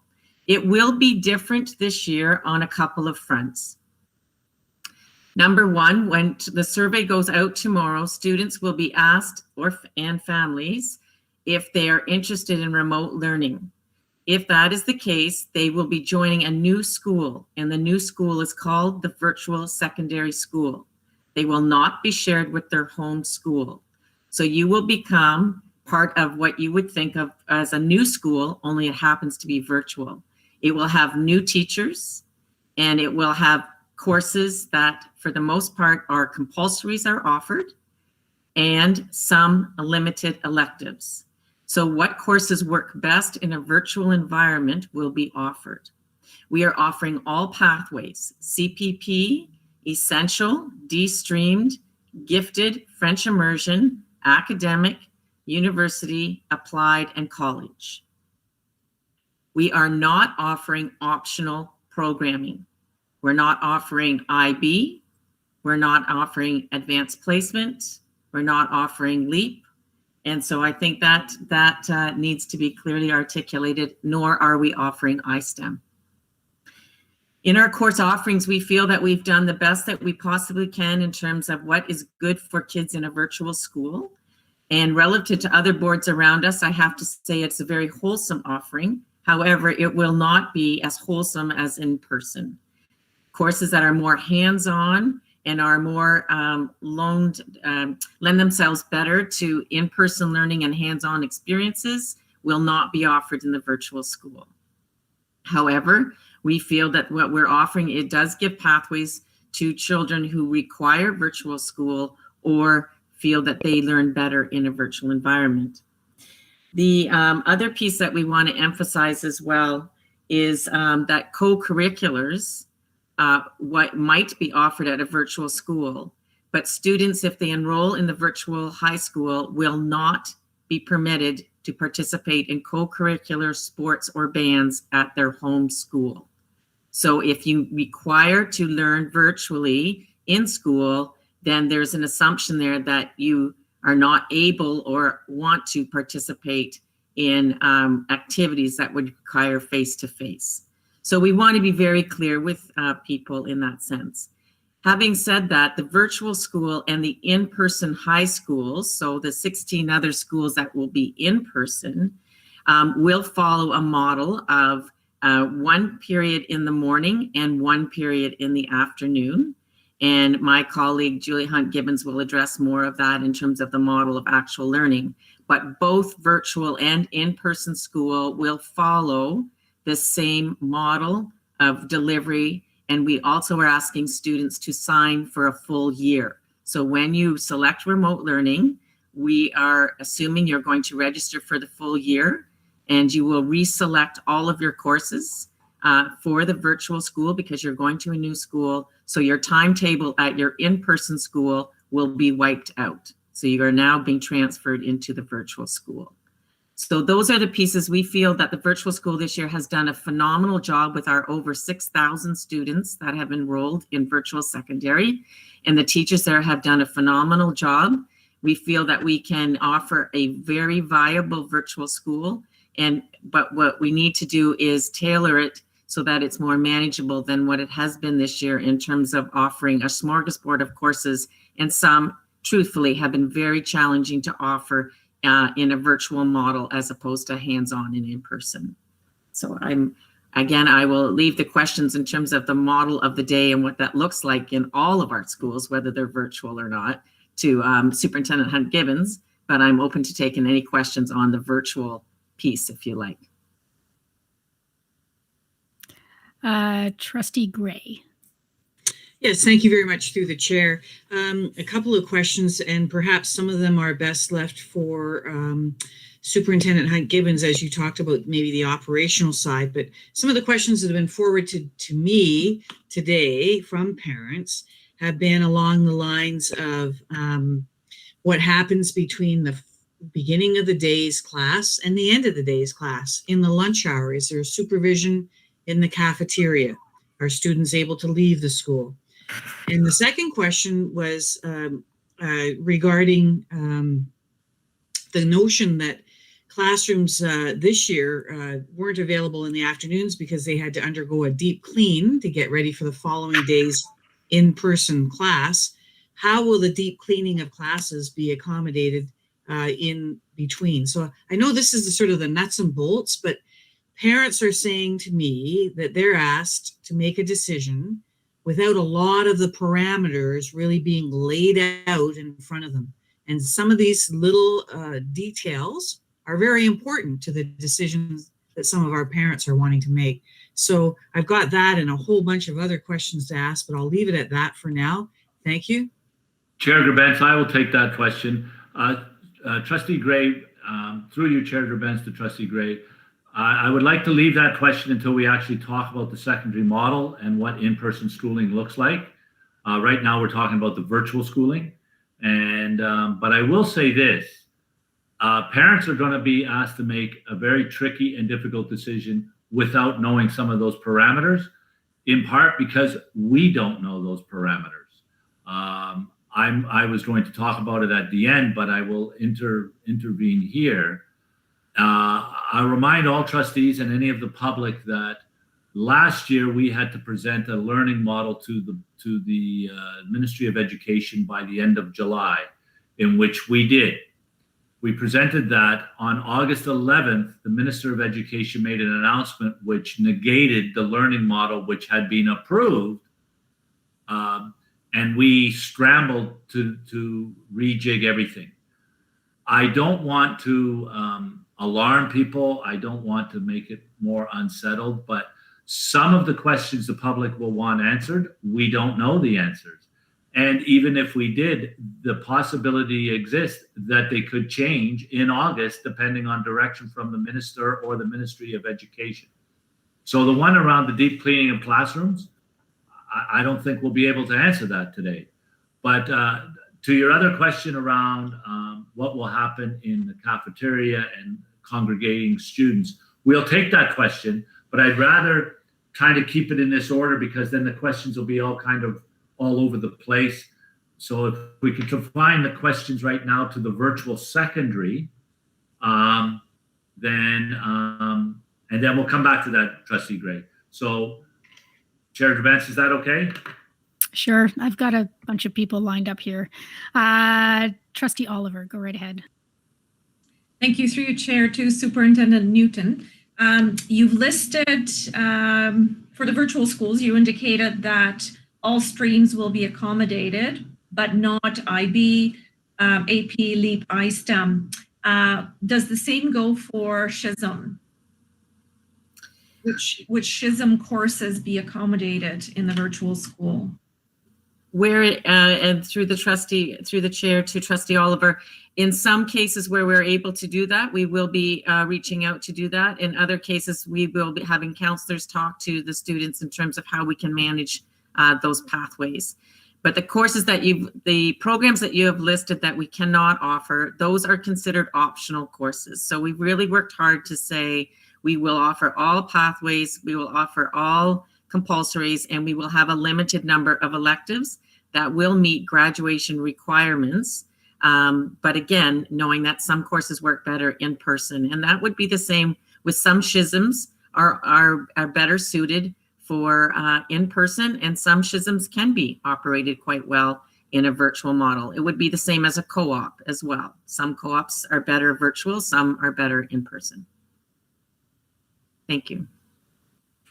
Okay, the next question is from Trustee Collard. Thank you. My question is probably for Dr. Amoa.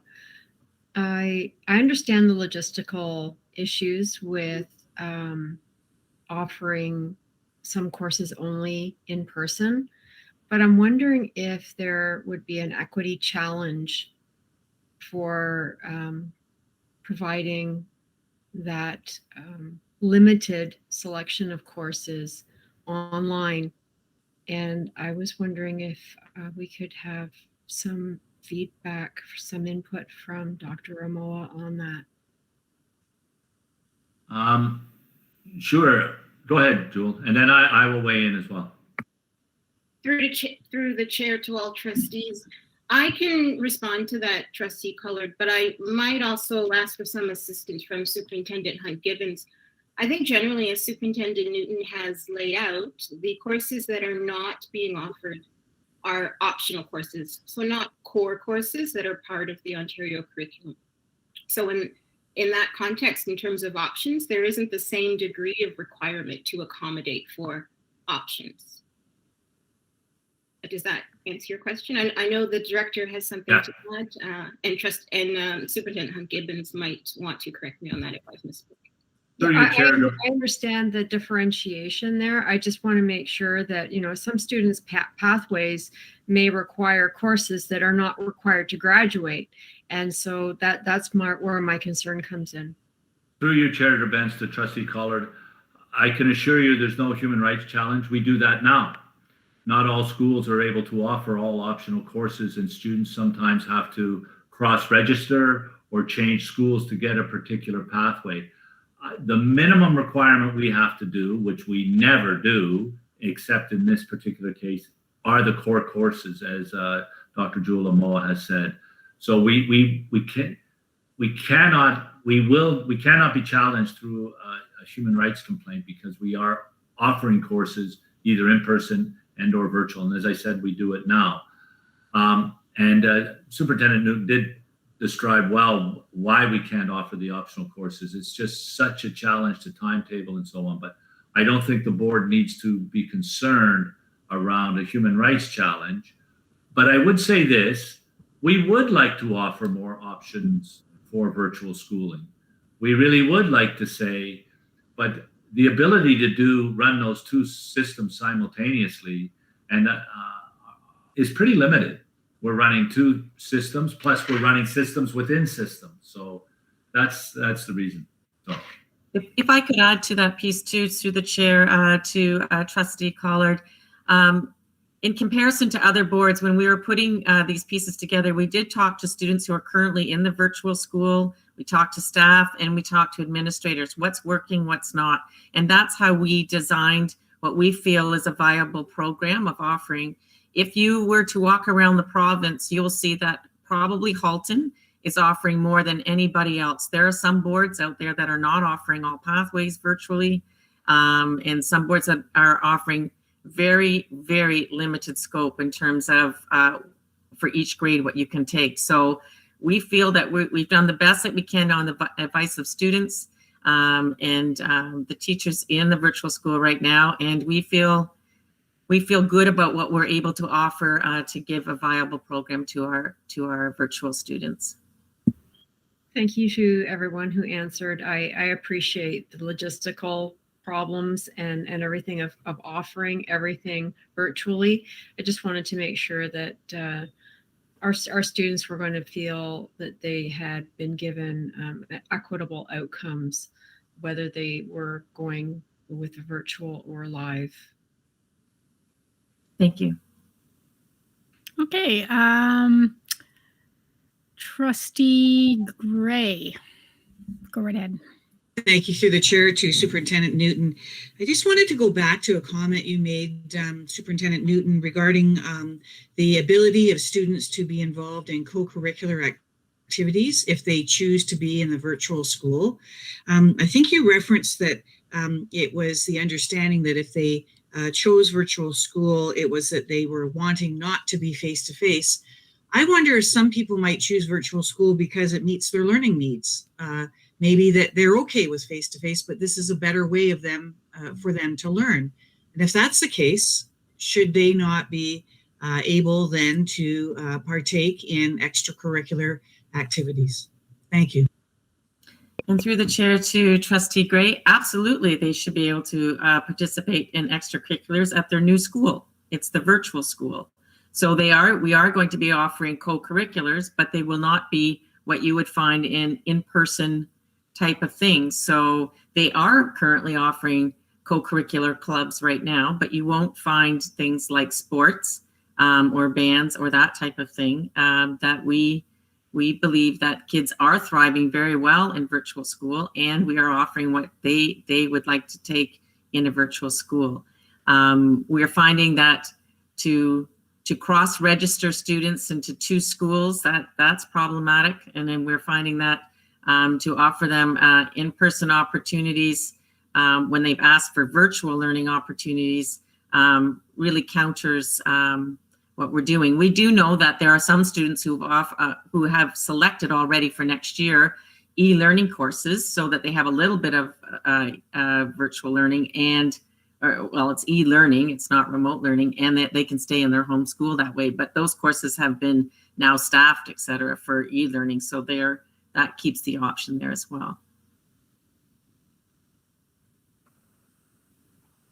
Okay, the next speaker is Trustee Shuttleworth. Hi, thank you through you, Chair. And I think I'm actually pinging back to Superintendent Pennyfather. I've just had a parent ask, I know Superintendent Newton said that with high school students, we're asking them to make a year-long decision. Will there be multiple entry points for elementary school like there was this year? Is a question from a family. Can I, through you, Chair Drabens to Trustee Shuttleworth, we are hopeful that, and we're going to talk about the in-person learning and the virtual learning. We are very hopeful that what we describe in the in-person learning for secondary of quadmesters will only be for a semester, and that semester 2 will be restored to the way it always was, with students taking 4 courses at their schools. We will be providing, as Superintendent Newton said, we're asking them to choose for all year, but we will provide a transition point for secondary school students in November, but only if their timetables can be matched. We can't do what we had done in this year, where we completely reorganized systems. So there will be an opportunity for them, but only if their timetables are able to match with what's on offer at the in-person or the other way around. Elementary is a little bit different, and I'll turn it over to Superintendent Pennyfather. When we communicate with parents in regard to this, we're planning to have a reorganization opportunity at Thanksgiving. This has to be confirmed because there's other ministry guidelines about class building and organizations and all that have to be. We have to confirm that's going to happen. But that is our thinking, that we would have that first opportunity there, and then an opportunity in January. And again, we're hoping that we're back to as soon as we can be back to the schools the way they were, but recognizing that is our plan. So when students and their families make decision now, it's going to be 5.5 months from now when the reorg opportunity happens at Thanksgiving. So just to be mindful of that timeline. And again, I just want to make sure that people know that we have to confirm that date, because there's rules about how we report to the ministry, et cetera, that we have to make sure that we're on the right side of those and that we've had things confirmed. Yes, we have to be compliant with ministry regulations. Okay, next question. It comes from Trustee Oliver. Thank you. Through your chair to Superintendent Newton. For graduating secondary school students who choose virtual school, will their graduation diploma be from the virtual school or their home school? Because currently I believe their diploma comes from the home school. Thank you, through the chair, to Trustee Oliver. Because this is a virtual school for 1 year, it's temporary, so it's a temporary MIDENT number. So we will be graduating students from their home school. So they would their diploma, and they will participate in graduation commencement ceremonies next June in their home school, not from the virtual school at this time. Okay, there are no other speakers to this topic at this time. Thank you, Chair Gerbents. I'm now going to turn to Superintendents Ruddock and Superintendents Ruddock and Salmini to talk about student learning. It's unfortunate the title we gave it, because virtual learning is also learning, but this is a little more expansive because we're going to talk about addressing certain gaps. They'll talk about what elementary school will look like and the additional measures that we will be looking at in terms of addressing needs and so on. So I don't know who's speaking first, but there you go. Thank you, through the chair, to trustees. We're very optimistic about a return to in-person learning and a renewed learning culture in elementary schools that's similar to what we know and love about our schools. Our in-person elementary schools will likely continue to have some cohorting measures, but expanded to allow for a more fulsome support model. So some small groups offered by the CERT, the ESL, or other support staff. We're also looking at a breadth of program offered by our skilled teacher experts who specialize in subject areas. So a return to Rotary as it's designed by the individual school. With this return to a more normal school environment, school programs is looking at a renewed focus on the effective instructional practices that were difficult to implement this year in the classroom as a result of cohorting and physical distancing, such as experiential learning, guided reading or guided instruction, the use of our diagnostic and formative assessments to inform differentiation, and so on.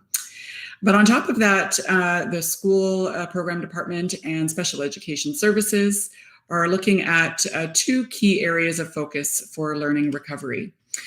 Firstly, in elementary, the focus being on kindergarten to grade 2 and those early literacy supports and interventions.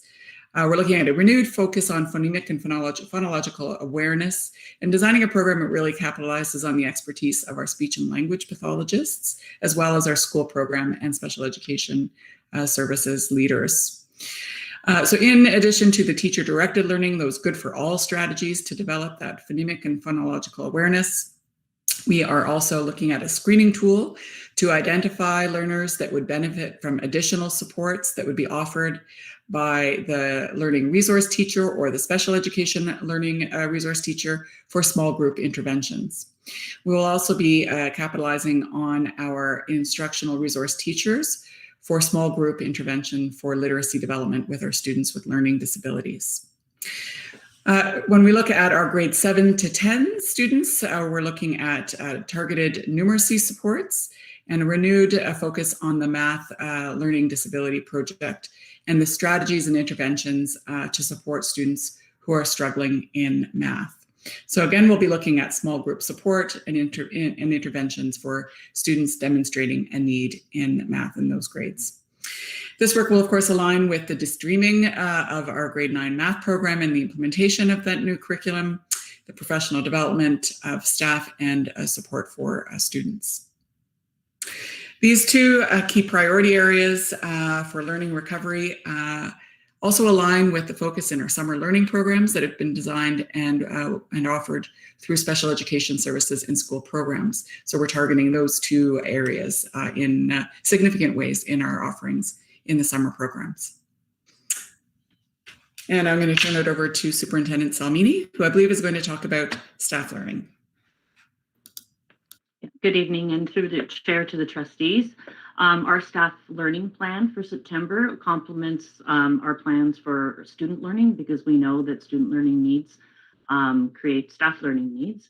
And so our school programs department and our special education services departments are working collaboratively to plan staff learning opportunities that are aligned with our learning recovery plan, the goals and interventions that Superintendent Ruddock just spoke of.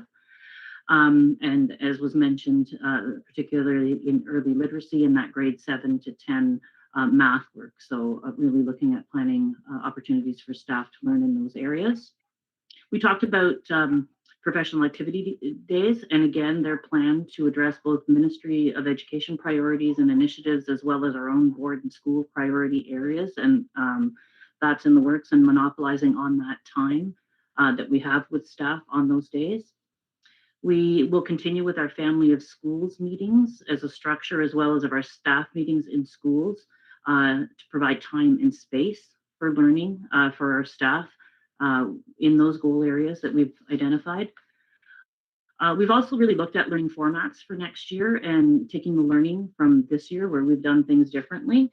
And so we're really looking at differentiating how we offer learning to our staff, a focus on flexibility for some face-to-face learning for sure, because we've heard that that's important to people, but also some virtual learning opportunities because we know that also lends itself to people's schedules and to success in learning. And we've really had success with self-directed learning modules this year and in previous years, but particularly this year, and want to continue to be able to offer learning for our staff in that format. We're going to be curating a cross-departmental virtual library of these self-directed learning opportunities on topics related to our board priorities so that they are accessible to our staff. We also really want to look at flexible timing and consider that in all of our professional learning planning. So certainly we'd like to be able to offer some things during the day, but we also want to continue to offer learning outside of the workday learning opportunities because they were well received and also allow for flexibility for our staff.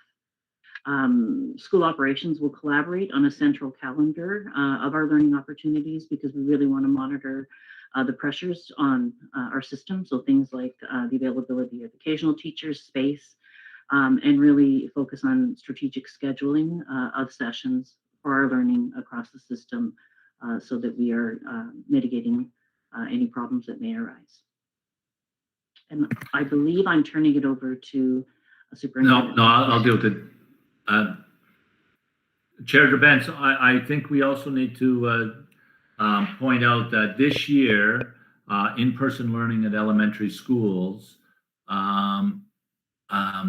class sizes, we were given some additional funds to lower a select few classes.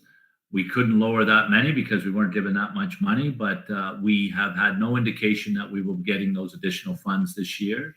So we don't know exactly what it will look like in elementary school. And then there'll be some other information where Superintendent Blackwell will be talking about some of the measures that we also don't know about yet because they've not been directed. But this is the guidance, and this in everything that we're doing, this is the guidance from the Ministry of Education and the government. So I don't know if Tina or Superintendents Ruddock or Salmini, you want to say anything about class sizes or anything? I mean, it's kind of an unknown at this point because we haven't been given any further information. We're assuming it would be the same as this year, but no? Okay. You've said we don't have any information, so we don't have anything to add. We're assuming it will be as it is this year. We are optimistic. Oh, I see Superintendent Blackwell with her hand up. She may have some more information. Go ahead. Sorry, just to add that the intent is full return for secondary students. So right now our class sizes are 15. So I know you're talking about what's a contractual class size, but in-person students in secondary classes will be there together all day rather than classes of 15, which some people may think that that's the interpretation of class size. So it'll be the full class within the course. Okay, Chair Gerbens, if there's questions for Superintendents Ruddock and Salmini, and then we'll then turn to the secondary model after if there's questions around elementary models and some of the things they've spoken about. Okay, there are no speakers on the speakers list to this particular part of the topic. Okay, Thank you. So we will turn to Superintendent Hunt Gibbons, who will talk about the secondary model of learning in person. Superintendent Noon's already talked about virtual. And I think she's going to talk a little bit about co-curriculars and extracurriculars as well. And then Trustee Gray, this is where you at the end of this, okay? Go ahead, Jill. Thank you. Through the chair to all of the trustees. The model for secondary has been highlighted by many of my colleagues this evening. You have heard that the model is quadmesters, which means that there are 2 courses per day. These courses, there are 300 minutes in an instructional day. When you do quads, that means that they are 2 classes of 150 minutes each. Quads are 10 weeks in length. Comparatively, semesters, which is the traditional model, are 4 courses over the course of 20 weeks, and they are shorter classes, and our students are used to the 75-minute model. Some of you have already said that you've heard questions about quads, and certainly you can't work in education and not have heard some questions about quadmesters. And I would like to reassure you that it doesn't matter what the model is out there, everyone has suggestions and concerns, students and staff. And so while I've heard concerns raised by students about quads and the length of the classes, I've also heard from students who are concerned about public health considerations and cohorting. And as Superintendent Blackwell mentioned earlier, there are public health parameters that are yet unknown to all of us. The government's recommendation to all school boards is quadmesters. The reason, I reiterate, has been stated before, is because the hope is that the second half of the year would be full semesters, and it's easy to move from quads into semesters. And that is their goal, that we would have a more normalized second half of the year.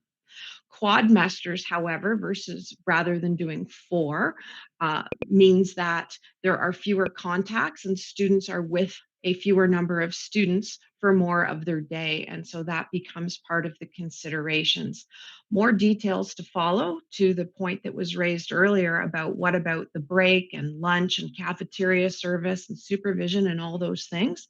They are still to be worked out, as it's too far away to know exactly what those health parameters will be and where we will be in our vaccine journey. But as you heard Superintendent Blackwell say earlier this evening, they are releasing vaccines for 12 to 17-year-olds. And of course, that will have an impact in our high schools where everyone is over 12 years of age. And so if you are choosing in-person learning, and we would anticipate that the vast majority of our students will be choosing in-person learning, as the provincial goal is to be fully in semesters by the midway point of the year, you'll have 2 courses similar to your colleagues in the virtual school. Your bell times will be reaffirmed, but they will be based on regular transportation pieces. And your teacher of each class, you'll take 2 per quad. You will have the supports available to you that have already been outlined by Superintendent Ruddock in the form of our regular PSSP, social work, CYC, special education. Those supports will exist in both models. Our service side staff will exist in both models so that you have your guidance counselors and your CERTs, your student success and your ESL supports as well. So our quadmester model is in both places with the hope that everyone is in semesters. The next piece of program is, of course, co-curriculars. And Trustee Gray, you've mentioned this many a night that we've been together, that co-curriculars are very much a piece of program, and you're right, they are. And the hope and intent is to have a full co-curricular program as well this year. The caveat and the asterisk to all of that is, of course, whatever the public health guidelines happen to be. But I would like to reassure trustees and any students who are listening that the planning is for those co-curriculars, including athletics and clubs, intramurals, and teams. We just need to do so safely. And that's the #1 priority. And so while we plan to do these things, we plan to do them safely with the guidance provided to us by public health and other organizations such as OPAS, who provide us with our safety guidelines for physical activities. Field trips are also part of a regular program, and it is a hope that those could resume as well. But again, we'll have to get our clearance on what's allowable in terms of mixing of cohorts and where we're allowed to go, etc. But we remain very optimistic, and we hope that the messaging from the government is also very optimistic with this plan for full return for semester 2. I would say that excursions is probably where we start to get a little nervous. The difference between a field trip and an excursion, I remind everyone, a field trip is just for the day and an excursion is going someplace overnight and traveling.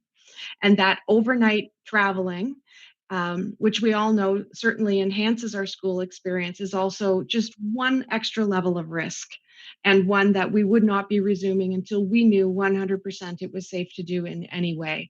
But we will be building out on our programming and our supports to student learning in the form of enhancements as we can, based on the guidelines of public health, such that we are eventually providing a very fulsome program, as we have always been very proud to do. I will take any questions. Okay, there is a list of questions, and I'm actually the first person on that list.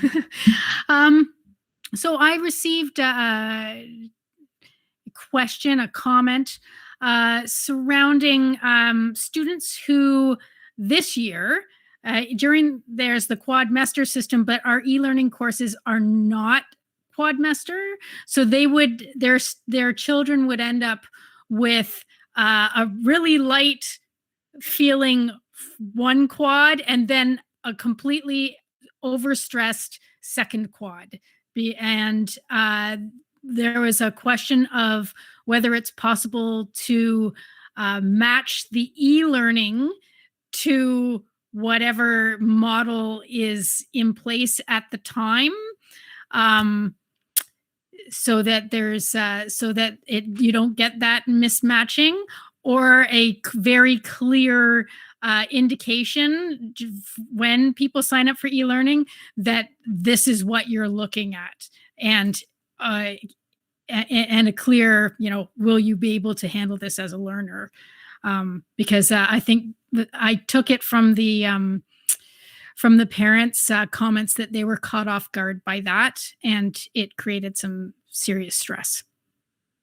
Thank you, Chair Gerbentz. E-learning is asynchronous learning. It is not synchronous. And the scheduling of e-learning on a semestered model this past year was very deliberate.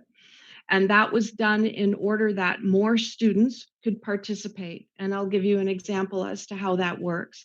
So if your school offers a particular course in Quad 1 and Quad 3, and my school doesn't offer it at all, and someone else's school offers it in the last quad, when we offer our e-learning over the semester, more students in different schools are able to take it.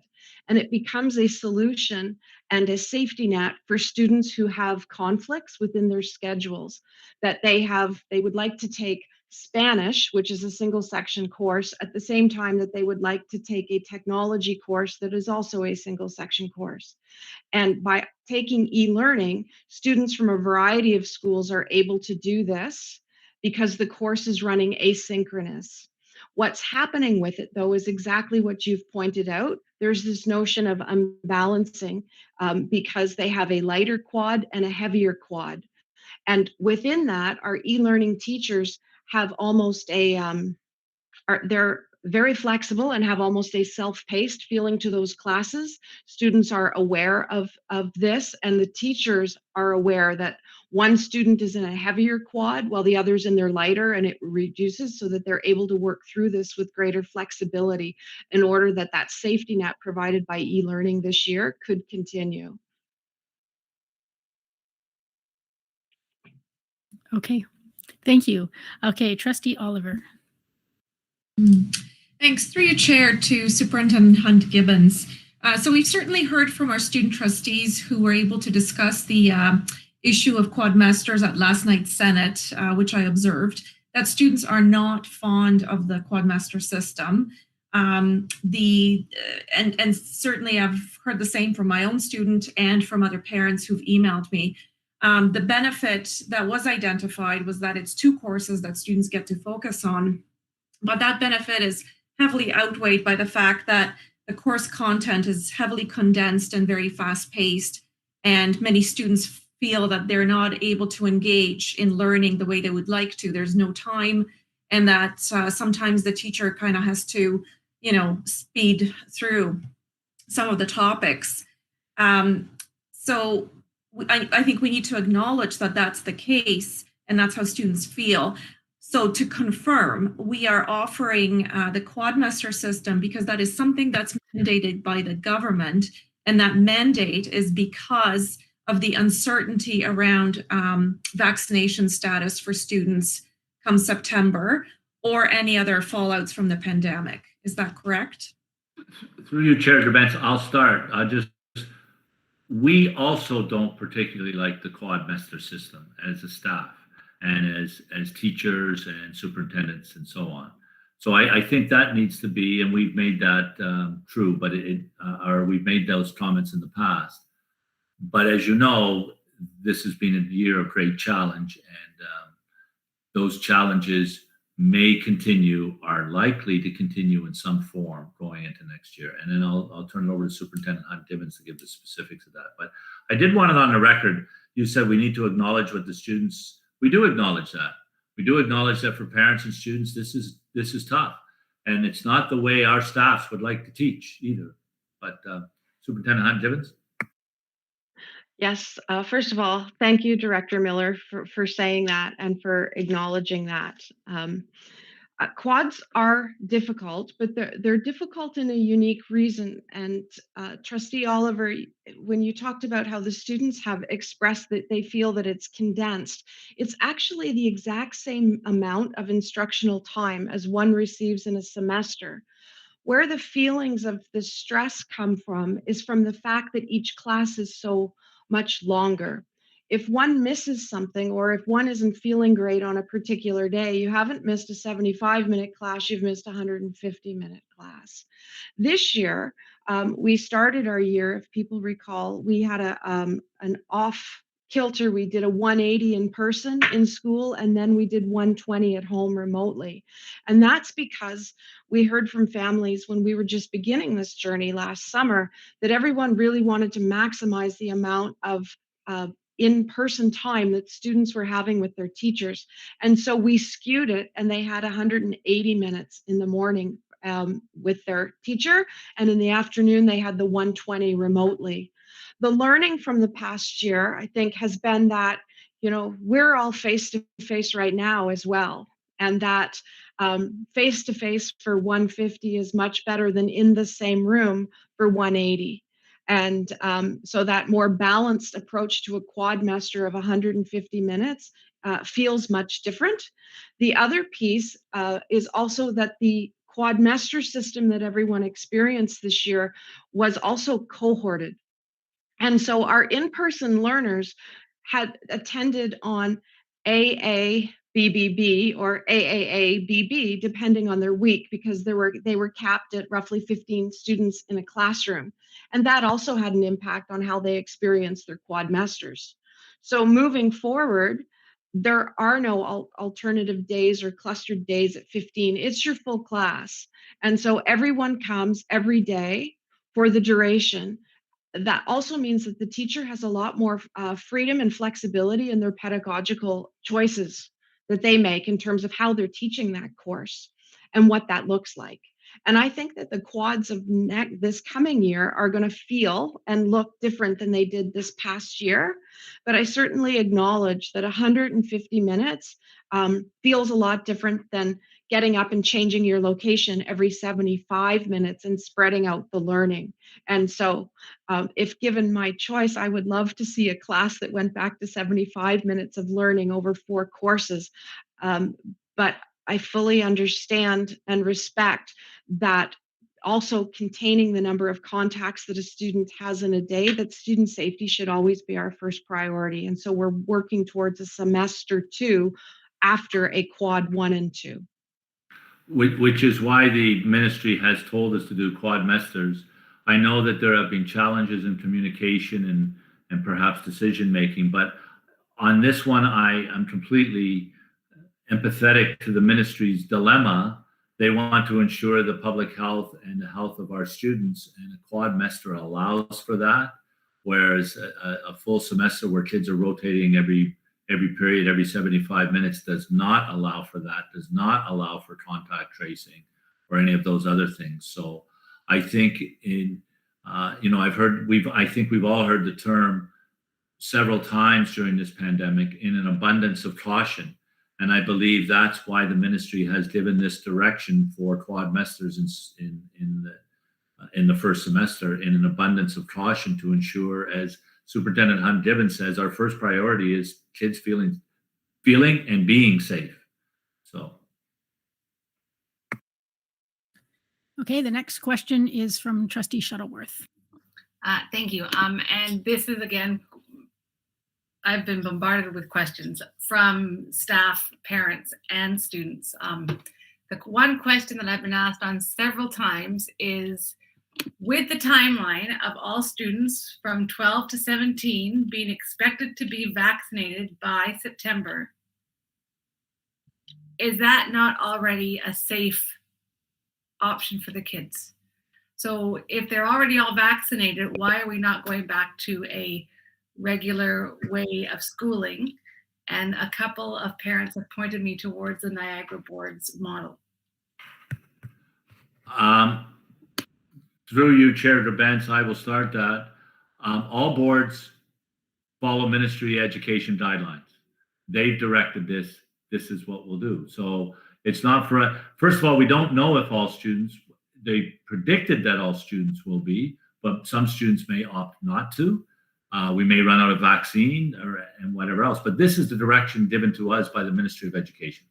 I don't know what the District School Board of Niagara is doing, but all boards have been directed to do this. And if you'll see the TDSB, all the boards around us are doing something very similar to what we're doing.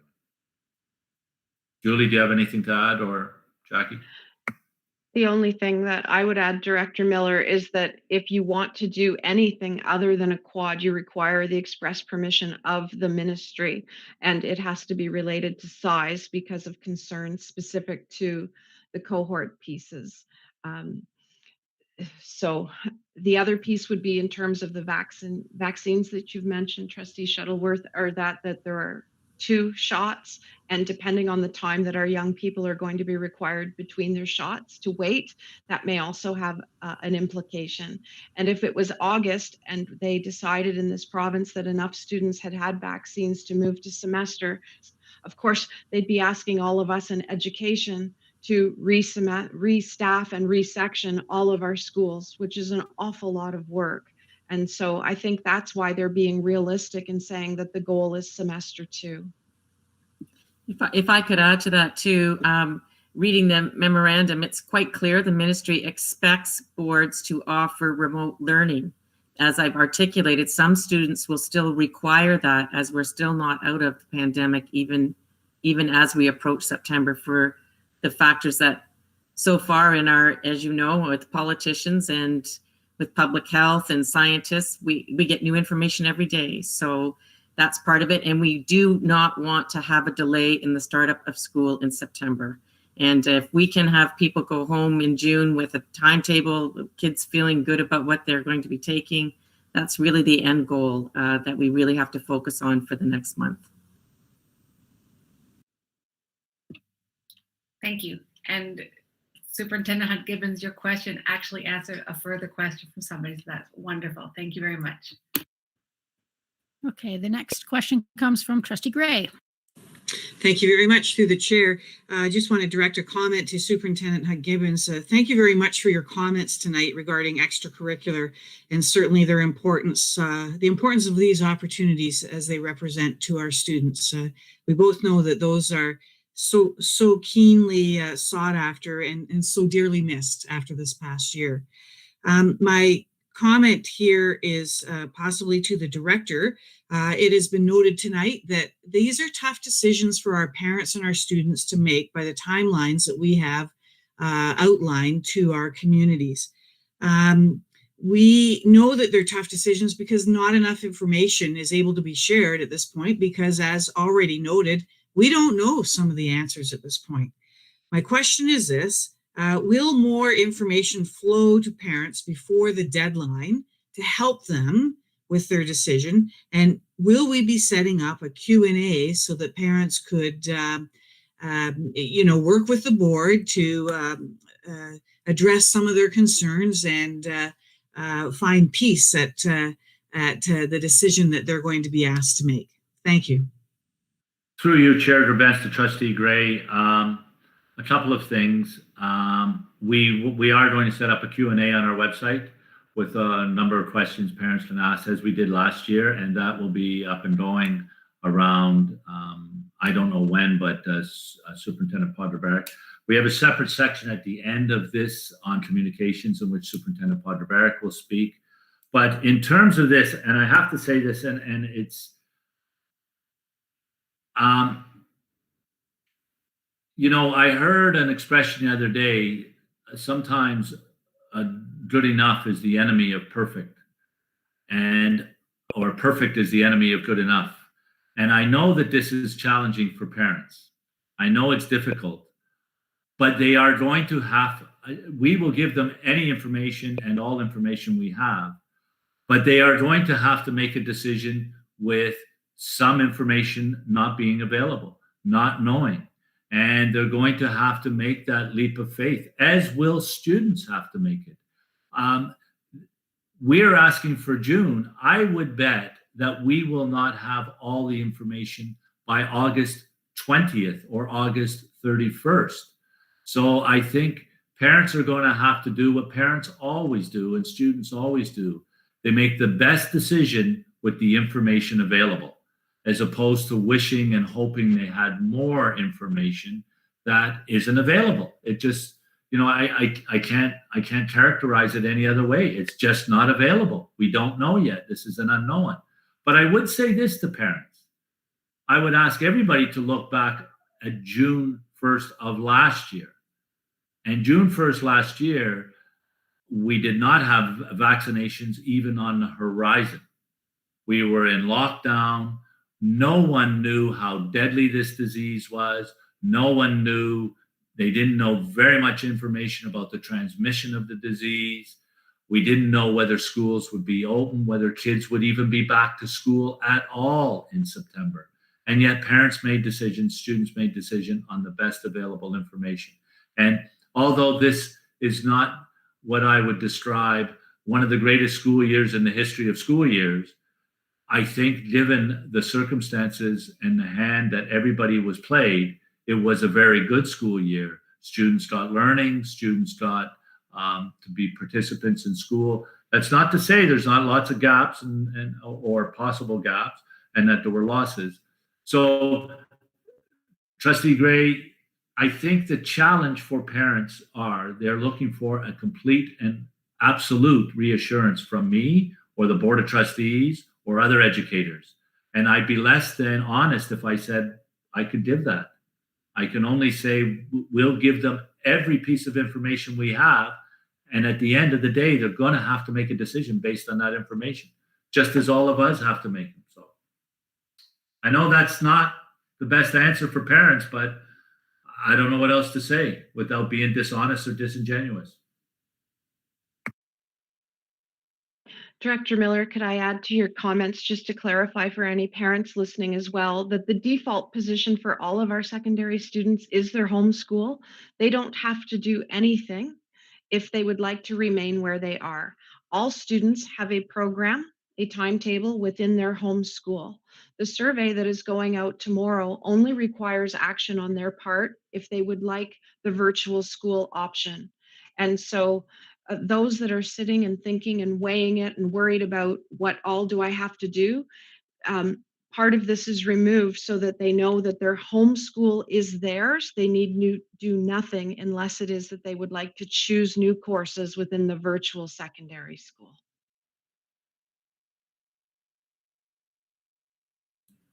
Okay, there's no other questions except I'll pop in one. And if this is actually more of a question, an ask to sort of bridge some information. And that is, I'm getting questions about why is the deadline only 2 weeks away, basically, to make this decision? And I basically feel I kind of know the answer, but if you could please know, why do we need to know at this time whether people are going to be remote or not?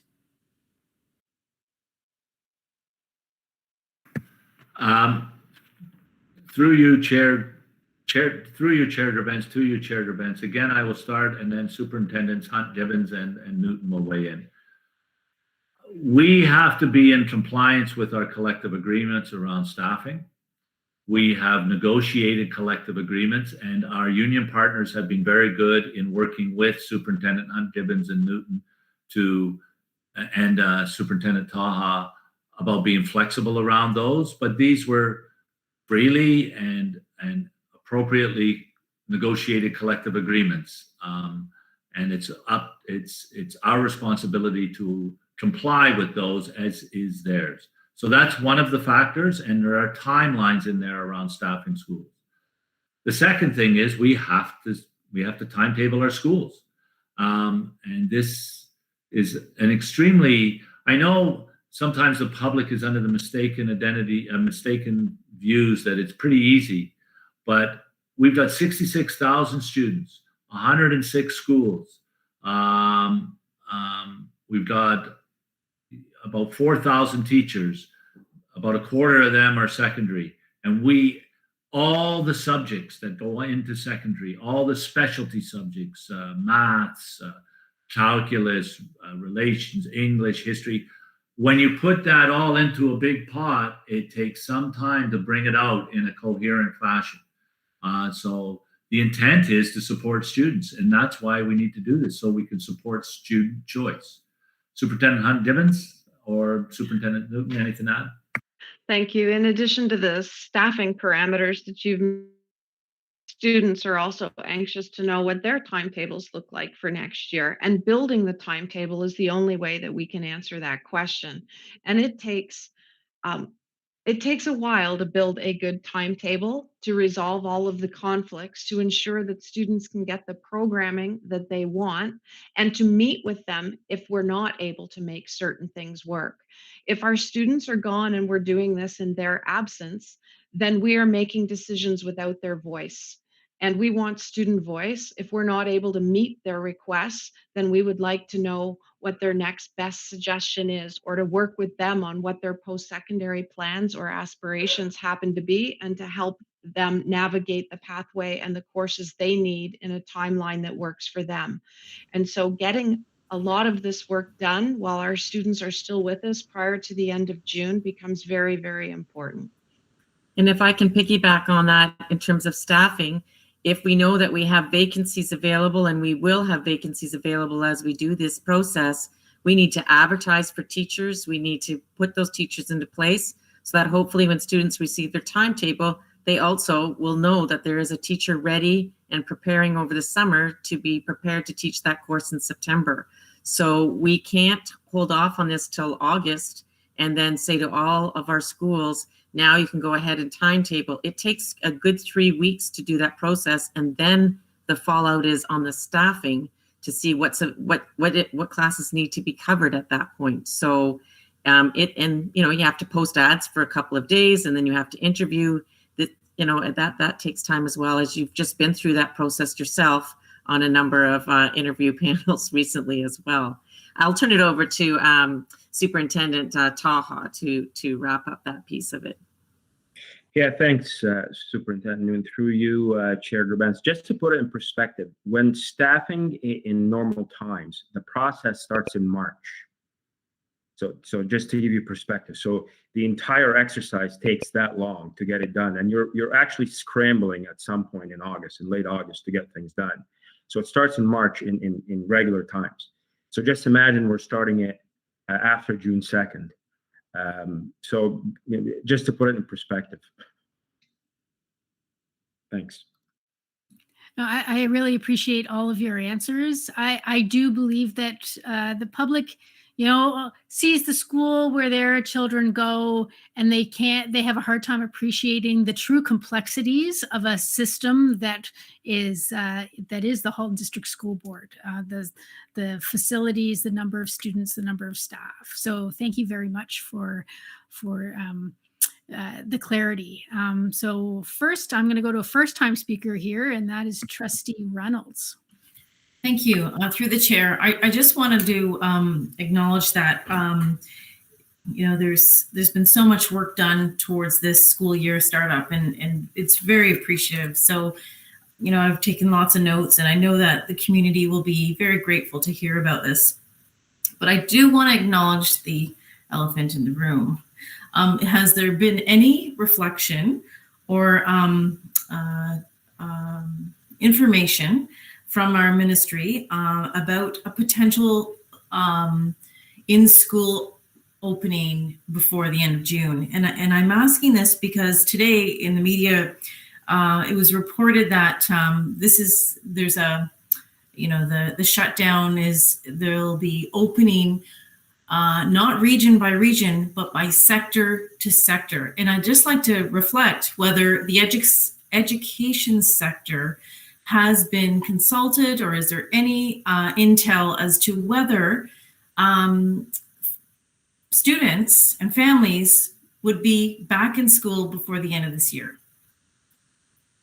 I'll take that. Through your chair, Gerbents, to Trustee Reynolds.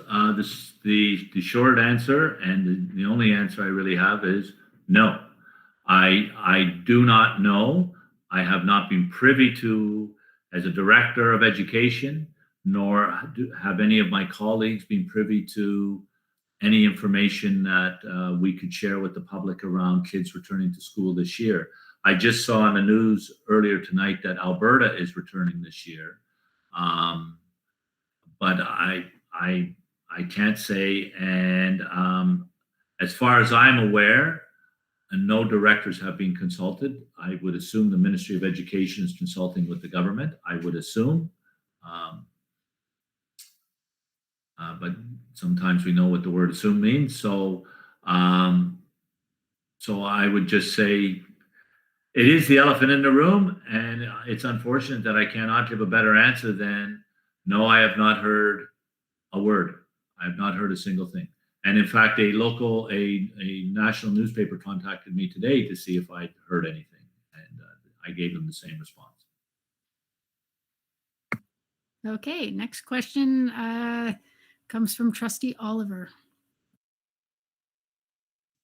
Actually, I was going to recap and thank the superintendents who were speaking prior to Director Miller for their thorough answers around why we cannot wait till August or until the second dose is administered to plan for the school year. I think that sheds a lot of light, and I think all the parents and families and students need to remember that when the first dose becomes available shortly for students 12 to 17, the second dose hopefully before the end of the summer, and then the frustration might arise, where kids are vaccinated, why can't they have a normal school year?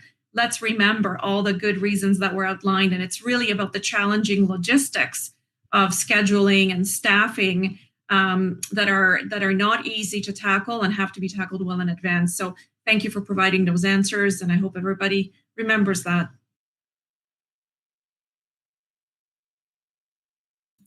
Okay, there are no more questions from trustees on this. However, I'd like to just ask Vice Chair Al Harrison sort of the status of what's going on. She's monitoring other questions, and it may be good to just insert them here as opposed to go all the way through other topics.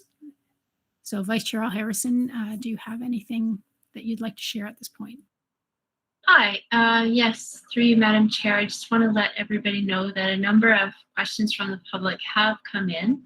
And when you read your usual preamble to the public questions, you note a couple of things, such as if a question's already been answered, we're not necessarily going to go back and cover that. And I would say that's the case for, there's a series of questions related to concerns around the quadmester model.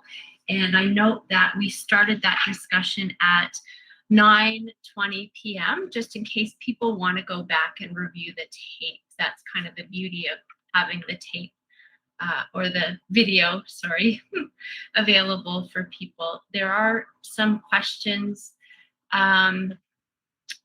related to the switching back and forth or between models. So if virtual learners choose to go back in person, are they able to do that? And I believe Superintendent Pennyfather also answered that question early on, if I'm not mistaken. Through your chair, Domestic Vice Chair Al Harrison, it's slightly different for secondary than it is for elementary, so I'll turn to Superintendent Newton to outline the process for secondary. So what we're looking at for secondary, while we would like you to choose for the full year, we are going to offer a switch date, if you like, wherein you request that you would like to go either virtual or in person with the compelling reason on why that is. And if we can match your timetable, then we'll do so. The issue is that we cannot move staff between one school and the next. Just like a regular brick and mortar school, you can't start moving half your staff down the street to another school because students want to go there. So again, we would look at it by case after the first quad or in November. Each student, we would look at their timetable and see if we can meet their needs. So the guidance folks will help us in that in all of our schools and in the virtual school. Thank you. There is a question, does quadmestering equal cohorting? And what I heard Superintendent Hunt-Gibbons say is that the cohorting is not continuing, that there would be full classes operating within this quadmester model. Just, yes, okay. That is correct. Cohorts now refer to your class. Excellent. So these are all great things for Q's and A's because it's a whole new piece for everybody. And then there's one question related Vice Chair Harrison, can I just make a comment? I just would remind the public and trustees that last year the province, the government or the ministry had designated school boards, particular school boards. They had designated 24 of them in which secondary school classes would have to be half the size up to a maximum, I believe it was 15. We were one of those designated school boards. So at this moment, it appears that the cohort will be your whole class, and we're building the whole class the way it is. But something made me a little nervous the other day when I was reading something from the ministry that said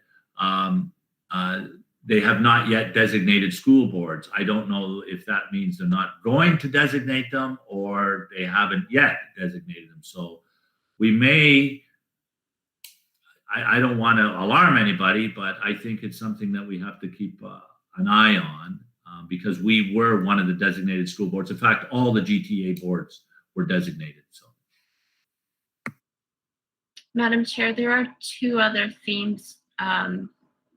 Would you like me to go ahead? I'm cognizant of the time. I'm going to first make a motion, ask for a motion to extend. Would you like to make that motion? Oh, sure. Okay, and seconded by Trustee Oliver. And we still have quite a bit to go through. Is there a time that people would like to, how many minutes? You can just unmute yourself and say. 1 hour. Yeah, Okay. I was going to say 1 hour too. I know it doesn't sound nice, but I think these questions need to be asked. Okay, so I will put the motion on the floor that motion to extend for 1 hour. That doesn't mean we have to stretch it out that long. Okay, so all those in favor?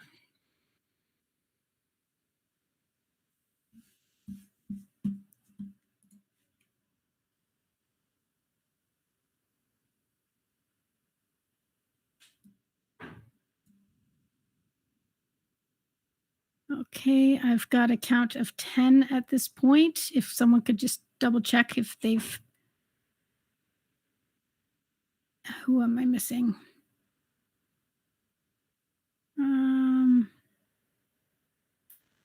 No. Well, that it carries, just not unanimously. So we can extend, and I'll send the list to, let me see. Amos, nope, she's there. Oliver. It's Trustee Oliver, yeah. Trustee Oliver, how do you feel about the extension? Yes, that's okay. My apologies. I thought I clicked on the button. That's okay, no problem. So that is unanimous. So we have until 11 o'clock. Okay, so Vice Chair Al Harrison, why don't you go ahead with the two other questions that you have? Sure. Okay. Thank you. Through you, Madam Chair.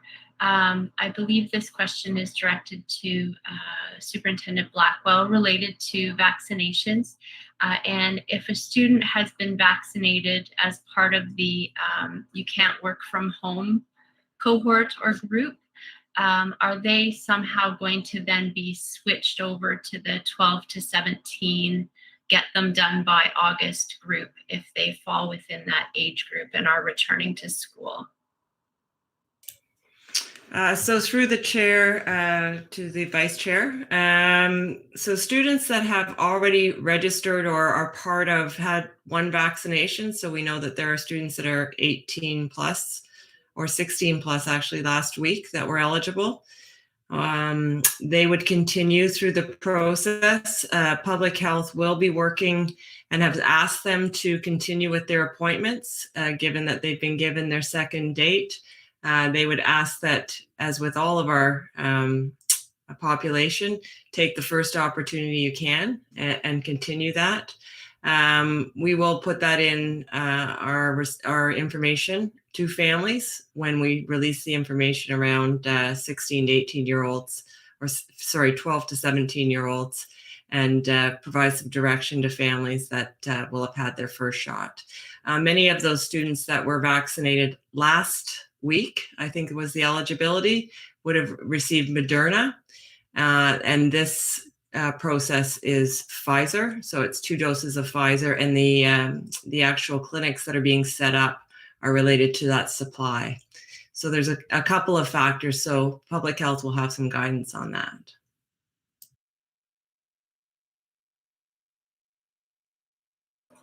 Thank you.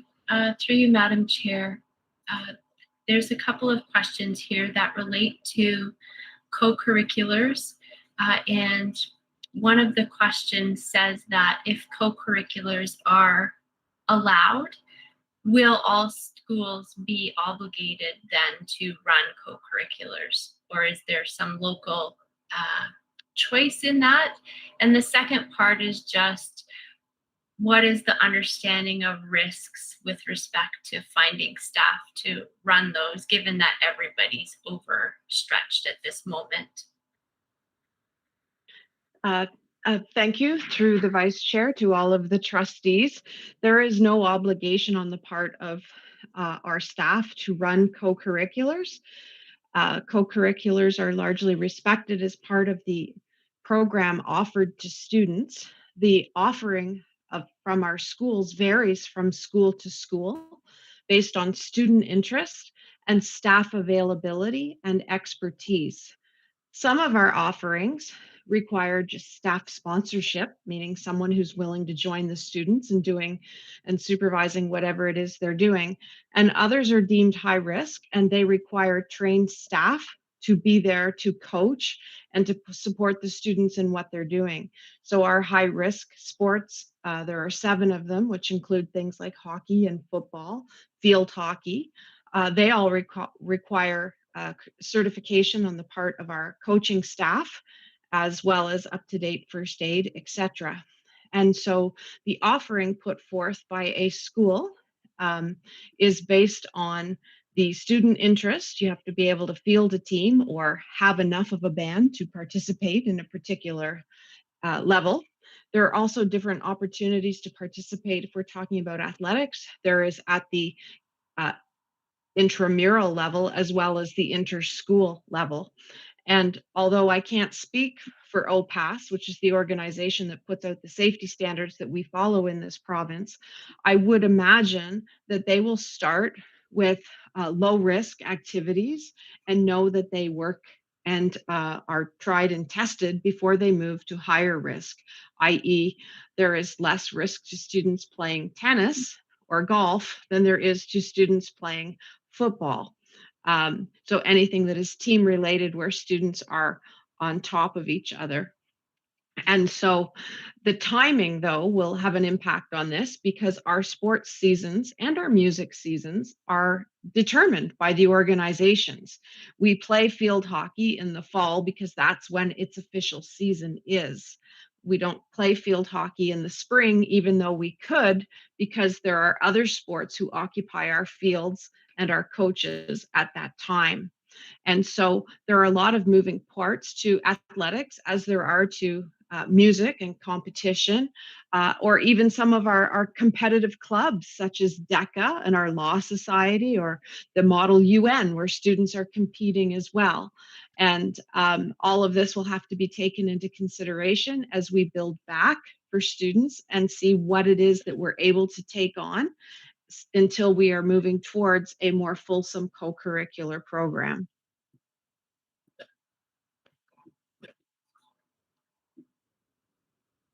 Thank you.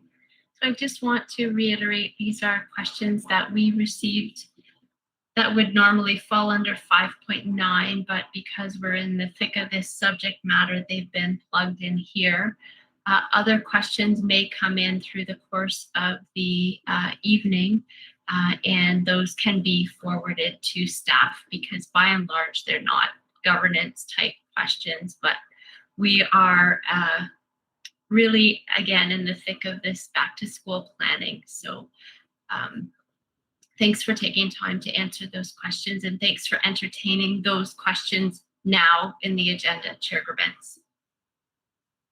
Okay, thank you. So I guess, do you have any more sections to go through, Director Miller?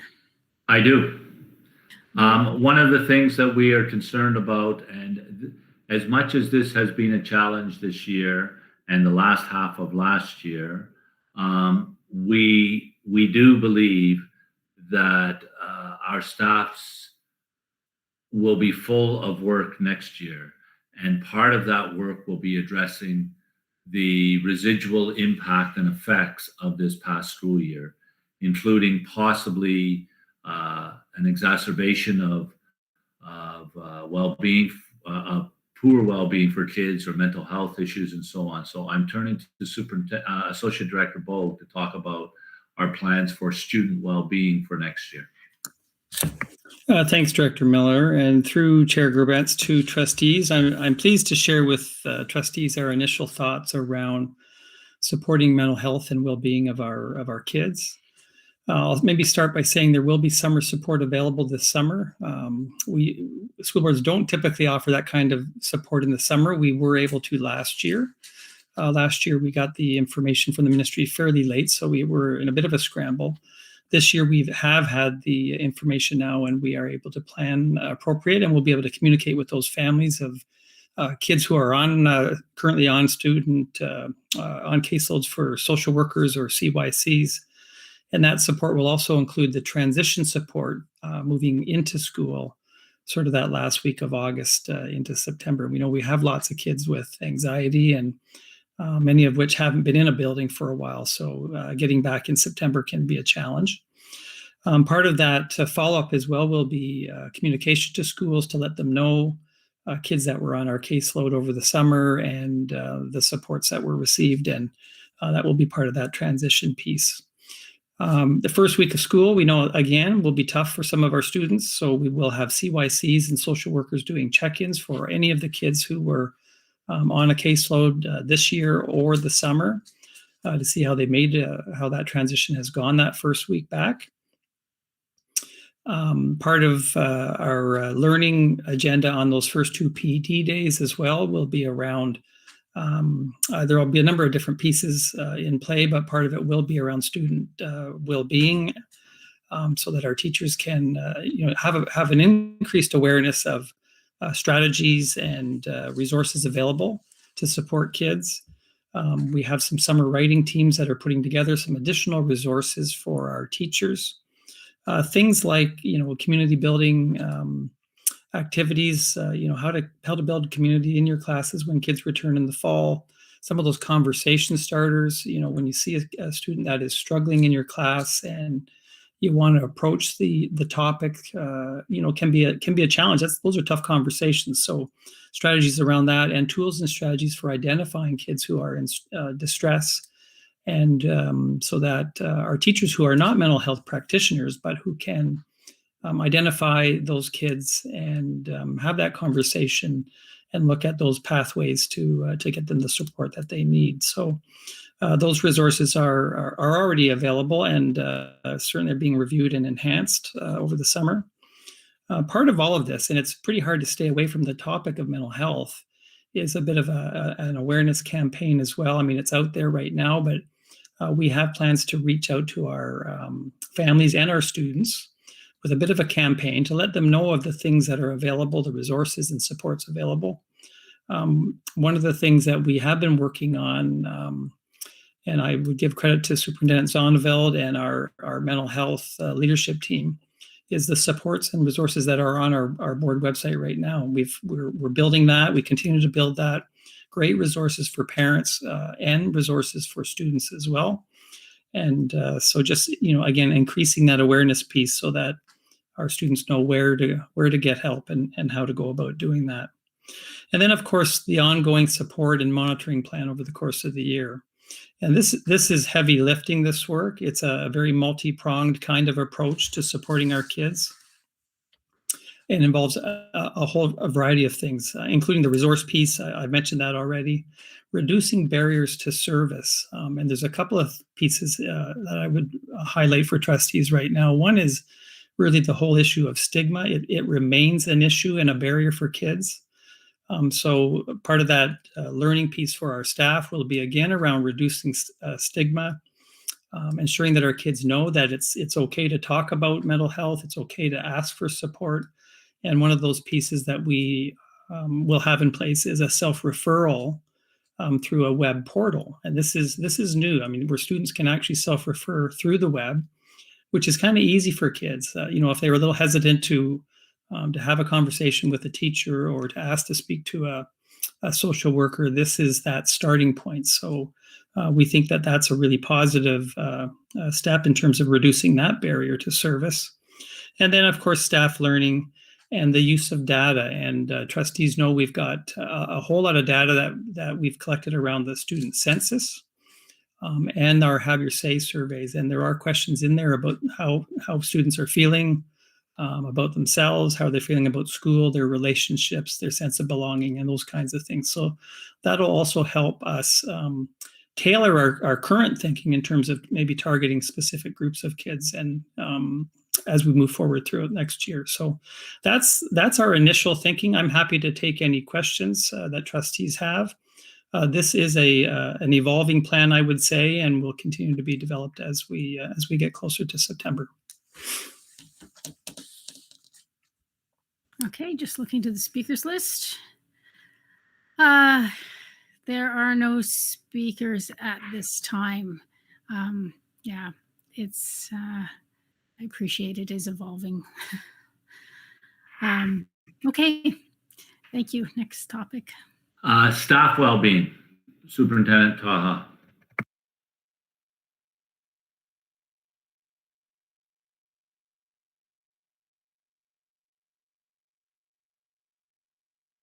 You're muted. I've never sounded better. Thank you, Director Miller. Through you, Chair Gerbents, to the rest of the trustees. Before I pass it on to Dr. Jula Moa to comment on some of the things that we plan to do in September. Obviously, following Associate Director Bogue's commentary about the impact of COVID on our staff, students. It's obviously the impact is real. It's in our neighborhoods, in our homes, in our workspaces, and in our classrooms. We've commented several times in the past about the rise in mental health claims and disability claims. I'm speaking with respect to staff. Data from our employee and family assistance program is telling us that anxiety and other mental health issues, calls for support for anxiety and depression and other issues are also on the rise. So the data doesn't lie and the numbers don't lie. And yes, this is about September and what we will be doing in September. I want to comment quickly on some of the interventions that are happening now. We've been focusing on nutrition, on well-being, on resiliency, on avoiding burnout, good eating habits, sleeping habits, mindfulness, and those kinds of things. And there's encouraging signs in terms of the uptick of enrollment in those programs. We've talked about Dr. Greg Welch's program that we've rolled out in February, and also has been well received by staff. So with that, I'll turn it over to Dr. Jula Moa to comment on some of the things that we're planning for September. Thanks. Thanks, Superintendent Taha. Through you, Chair Bench, to all trustees, I think really just as a compliment to what Associate Director Bogue has said and some of the context that Superintendent Taha has laid. Certainly, we are optimistic that there is a light at the end of the COVID-19 health pandemic. We've also heard, though, that with the end of that pandemic, ushered in by an increase in vaccines and a decrease in cases, but as that ends, we're going to come into what we've heard referred to as the echo pandemic. And really that is around mental health challenges. So as we talk about mental health and overall staff well-being, we really want to focus on staff mental health going back in September. Partly for what Associate Director David Bogue has said in terms of destigmatizing mental health, particularly for staff. I think we're very good at addressing those issues for students and need to make sure that we are doing everything that we need to do for staff. So I think to that effect, Superintendent Taha spoke about data that we've already collected, but given the fluidity and the evolving nature of the pandemic, I think there's going to be a similar evolving nature to the mental health pandemic, to the echo pandemic. So as we return in September, we're going to do a needs assessment of what staff needs are with respect to mental health supports. And through that, we're going to use one of our existing third-party human resources partners, that's School Boards Cooperative International. And they have expertise in conducting these sorts of needs assessments, focus groups, and delivering some of the awareness raising for staff and for leaders and some of the specific focused targeted training that is identified through that assessment. I'll leave it there. I don't know, Superintendent Taha, if there's anything I've left out, but I'll leave it there for now with September startup. No, you've captured it, Drew. Thank you. Okay, looking to the speakers list. There's no one on the speakers list, so next topic. So I think most of this has already been covered, but in case there are questions to Superintendent Blackwell around, because Trustee Gray had asked about deep cleaning of cafeterias and stuff. So I don't think I'll turn it over to Superintendent Blackwell, and she'll try her best to answer some of those questions if you have them. Yeah, thank you, Director Miller. Through the chair, we are planning, and the ministry has asked us to plan for a full return for all kids, and that includes an increase in the number of contacts in the day. So when we talk about secondary, that they're there full days, full classes, they'll be going to other classes. It will look more normal than not in the perfect scenario. Director Miller did mention that the ministry memo last week, or on May 4th, I think it was released, said that everybody has to be ready to pivot to remote or adaptive as we did this year. And as you know, the conditions will be very different. So we're planning for a full return. We have some preliminary discussions around what does it look like. We have grade 1 students in our classrooms that eat and are supervised by a teacher for multiple rooms. So we know that we're able to do that in secondary as well, but we'll follow the guidance around large spaces. cafeterias, libraries, etc. All of that will come in the summer, and we'll be able to provide that information as we did this year to families. The good news is we're very good at our protocols, and we have lots of great people in our schools that have great practice with working through these protocols. Okay, no speakers on the speakers list. Thank you, Chair Devens. And of course, we are all hoping and praying that this pandemic comes to an end and so on. But the one area that has been exacerbated by the pandemic, and that we as a board have started to work pretty hard on, and it's recognized in our strategic plan, is equity and our plan the way forward. So I'll turn it over to Superintendent Etoff as to where we are going forward with the way forward. Thanks, Director Miller. Yeah, so the way forward really remains a priority. We continue to work with the ministry with respect to the various actions laid out in our Human Rights and Equity Action and Accountability Plan. Really, virtually every area that you've heard spoken to by the various superintendents over the last hour or so is really touched upon in one way or another with respect to our plan. So in terms of priorities within the plan, in terms of rollout for next year, a big focus on culturally relevant and responsive pedagogy and integrating that and critical consciousness within all of our various initiatives, not the least of which is the de-streaming initiatives within grade 9 math for the fall. Obviously, data collection, we did a great deal of data collection over the course of the past couple of months with respect to our student census as well as our workforce staff census. We'll be, as we heading into the fall, looking at analyzing and disaggregating some of that data to help inform our strategic approaches in how we approach learning and how we approach well-being in a number of those different areas, again, that have been touched upon in the various different reports over the course of the evening. So in short, the way forward remains a priority and will remain a priority as we start to bring students back into our buildings and start to find that new normal as we move forward.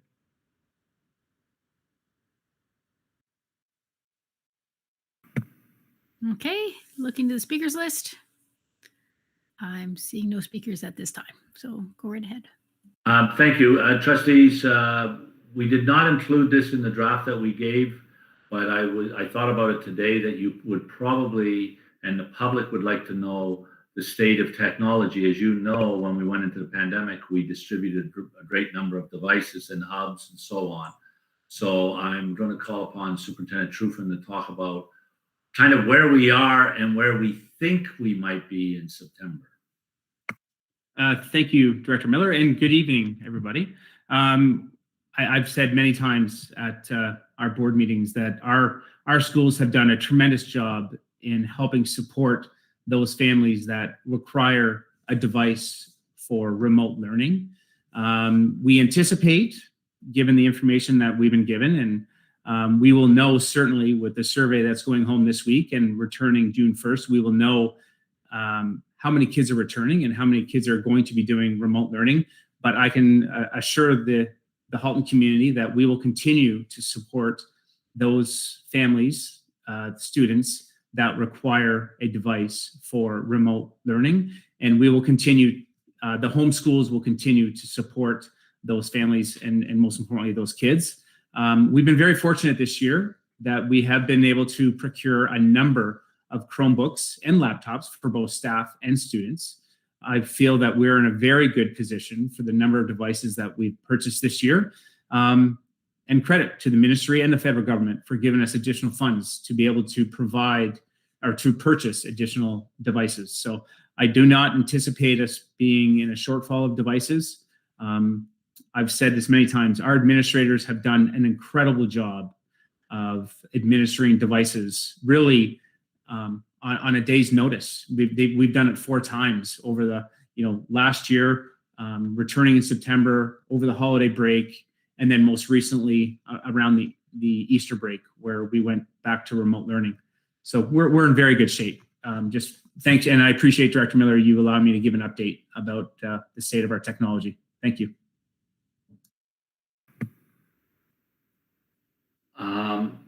No questions? I actually have a question. Is there is there any worry about the state of technology coming back, or retrieving technology perhaps from students who are graduating or things like that? Thank you, Trustee Gebrens. When we get the data back from our families, we'll have an idea of the students coming back. We will absolutely 100% be asking for those devices back for those students who are returning and or graduating, very similar to what we did last June. Students who were moving out of Halton or graduating from Halton, our administrators through the school requested those devices back, and I heard very positive feedback that families did return their devices when we asked for them back. We do have a sign off when they're given a device. The schools do provide families a sign off that they will return the device in good working order. Accidents do happen though, Trustee Gerbens, and to the rest of trustees, they do, and we're very forgiving. But accidents do happen. But we're in pretty good shape, and we will have an idea on how many kids are coming back, and those devices will be requested back. Absolutely. Thank you very much. There are no other questions. Thank you. I'll turn to Superintendent Goy. I appreciate the trustees that we will be bringing a committee of the whole. There'll be a fulsome conversation on the budget. And then, of course, the budget will come June 2nd. But I've asked her to just make a few comments to put this all in context about how the government has supported us in terms of our startup. Just to comment a little bit and complement all the work that my colleagues have laid out in terms of the opening in September. A lot of that work and strategies come with resources, staffing. We have been fortunate that the grants for student needs have been released. They are mostly status quo with some additional enhancements, some additional support for mental health, as well as for language learners that has been built into the grants for student needs and technology. In addition to that, our board was allocated approximately $11.4 million in COVID funding. That is a one-time funding to assist us with the different models of learning next year, additional staffing that are student-facing, as well as the administration of virtual schools, additional technology, ventilation, special education and mental health supports. And all of that, we're currently working through allocation of those additional funds, and we will be bringing forward next week, the May 26th Committee of the Whole will be bringing forward a list of additional staffing and new initiatives that are proposed in order to support our strategic plan, operational plan, and the details that you've heard today in terms of how we propose to move forward next year. A lot of the resources are targeted at, of course, students and students' learning and staff and student well-being. And a number of them will be proposed for trustee approval to still come out of reserves. So even with the additional funding, there will be a need to dig into our reserves to further support our system and our strategic plan.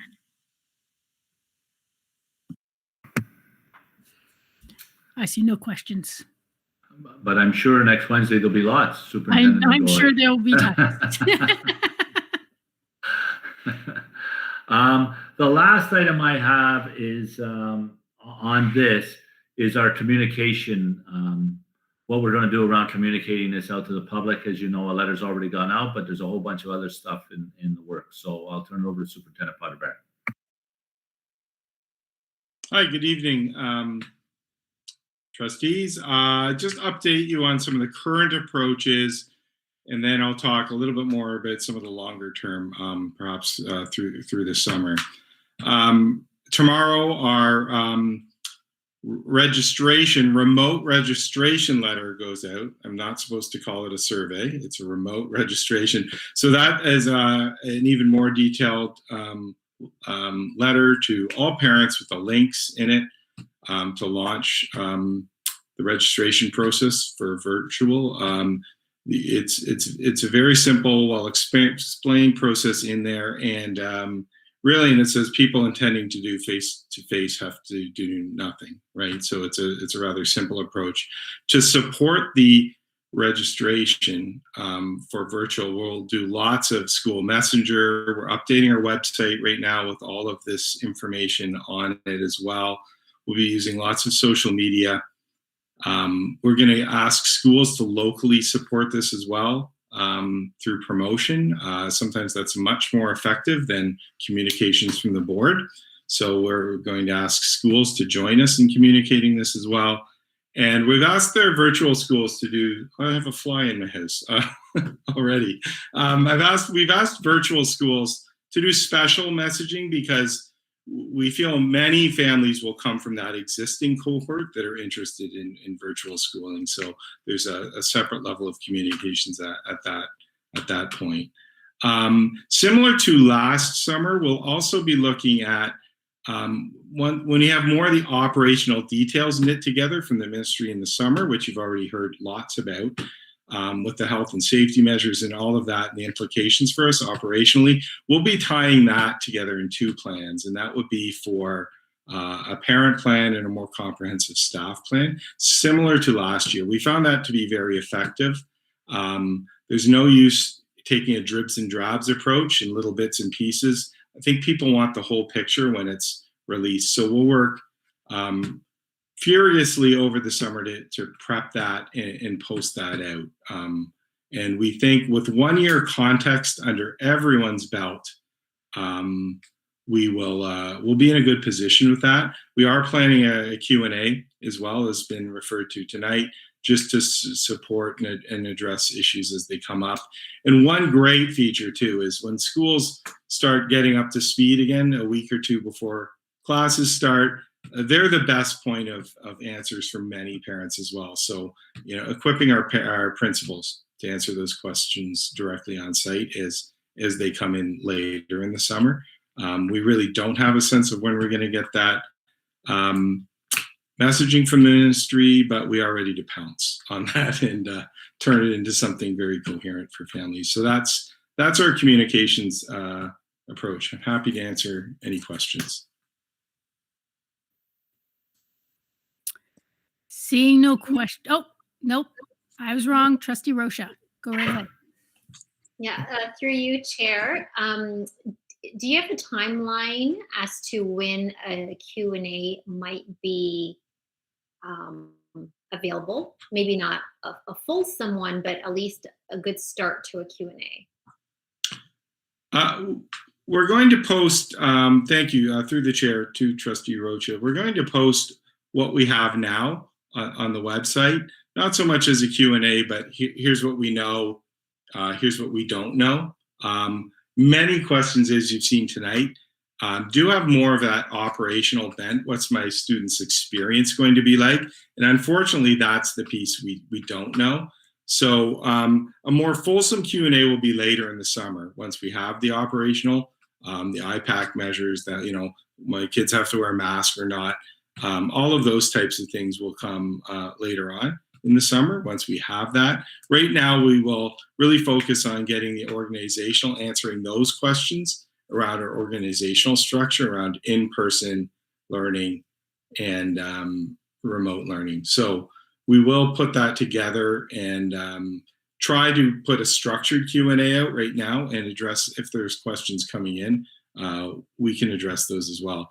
But we do fear that many of them are going to be the questions, as Director Miller alluded to, but we just don't have answers for right now, which is frustrating for people, but that is the honest answer at this point. May I have a follow-up? Yep. Okay, so as a parent, I always appreciate it when if someone doesn't know the answer to come out and say, we don't know. And I think that'll be acceptable by a lot of parents if we just say we don't know, and everything's very fluid. The other question I have is, will there be a generic email address that people can forward their questions to?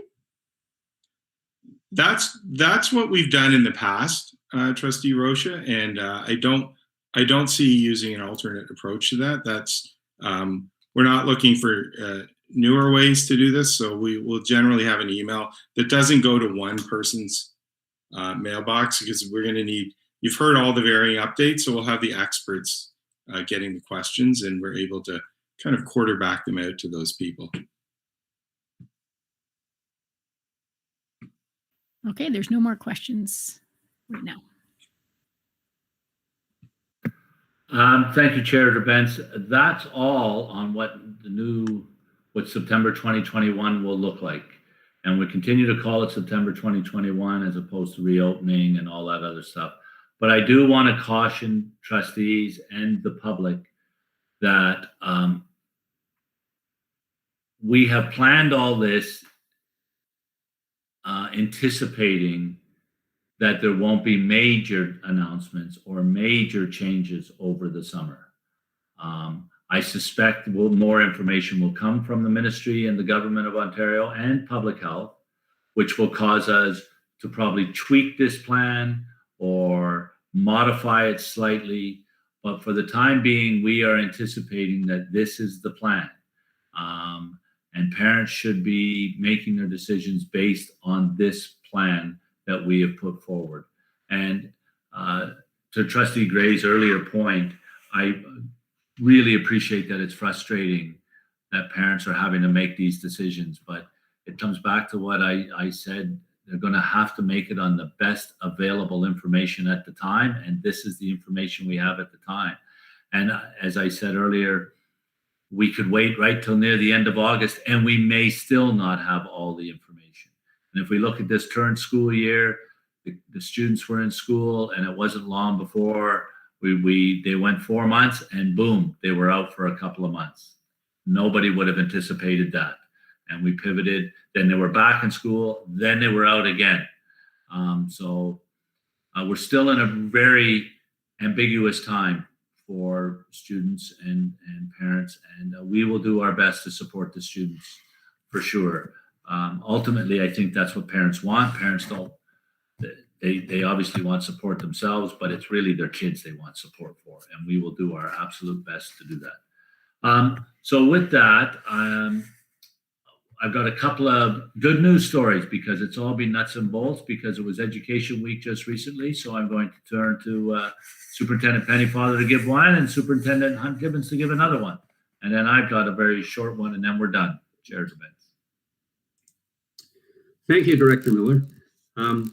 Our student trustees alluded to this, and I'm really glad that the message is getting out.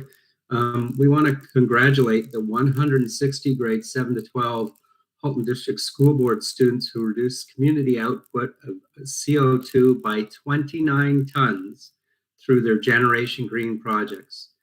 Generation Green is an initiative designed by youth for youth, where students are given the tools, resources, and inspiration to actively empower them to reduce Halton's carbon footprint and greenhouse gas emissions and learn about how to take climate action in our community.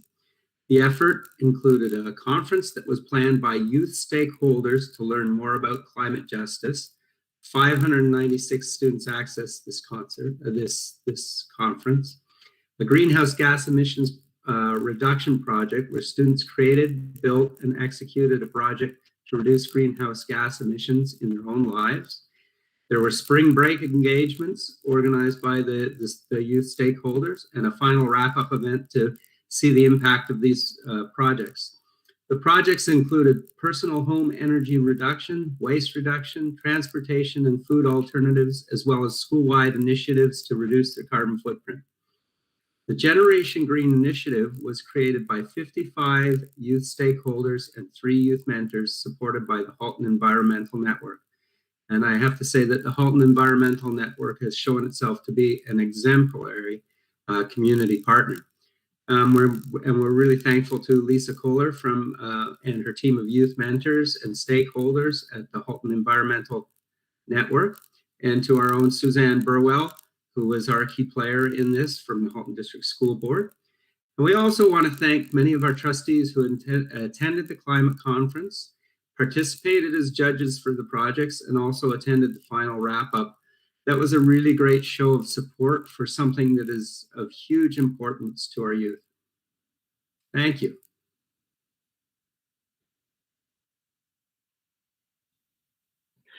Okay, over to me for another good news story. This one involves our grade 7s and more than 4,500 of them coming together over the course of 2 days to participate in a board-wide event called Exploring the Trades.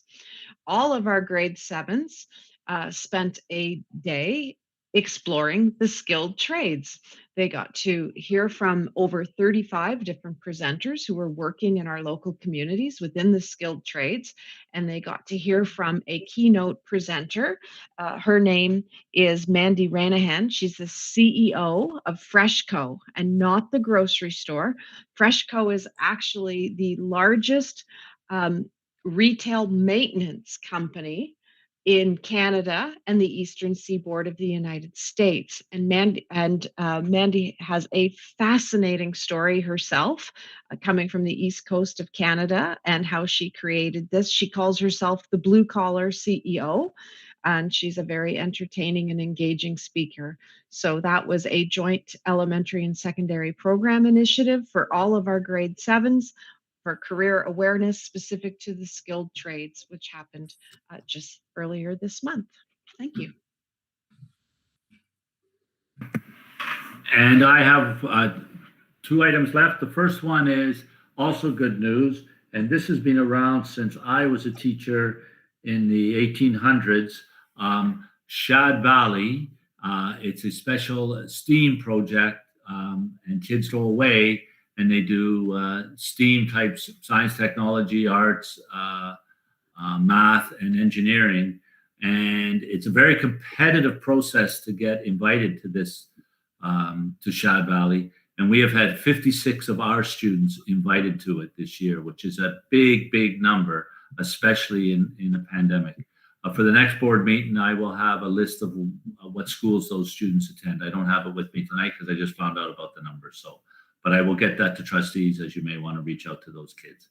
So the last thing I want to say to trustees and Superintendent Hunt-Gibbons, if you could stay on the line or stay on this meet. As you know, grade 9 math in September is to be de-streamed. And as of yet, we have not received the curriculum. We're quite concerned.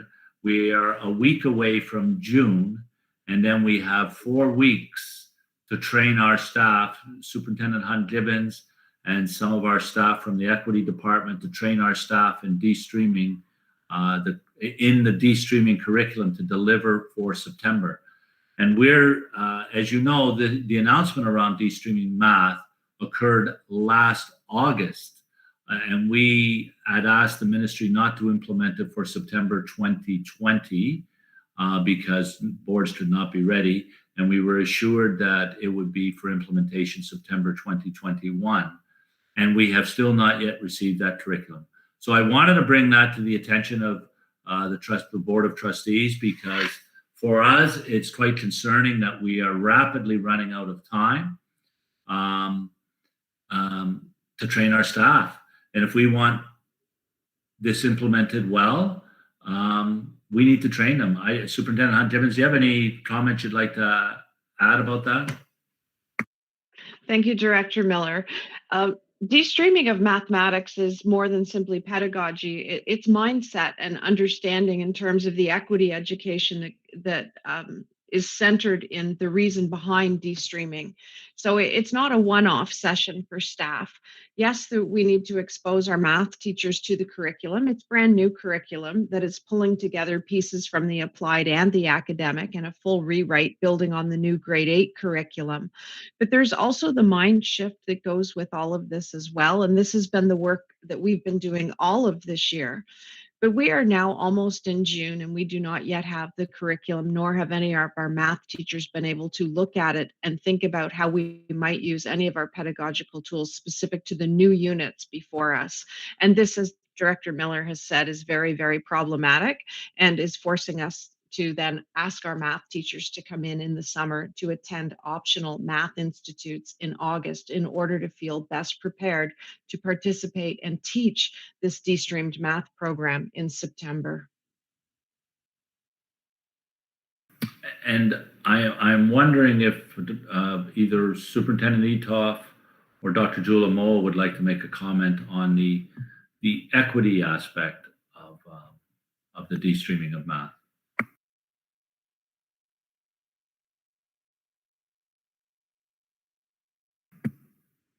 Jewel or Rob? Okay, go ahead, Joel.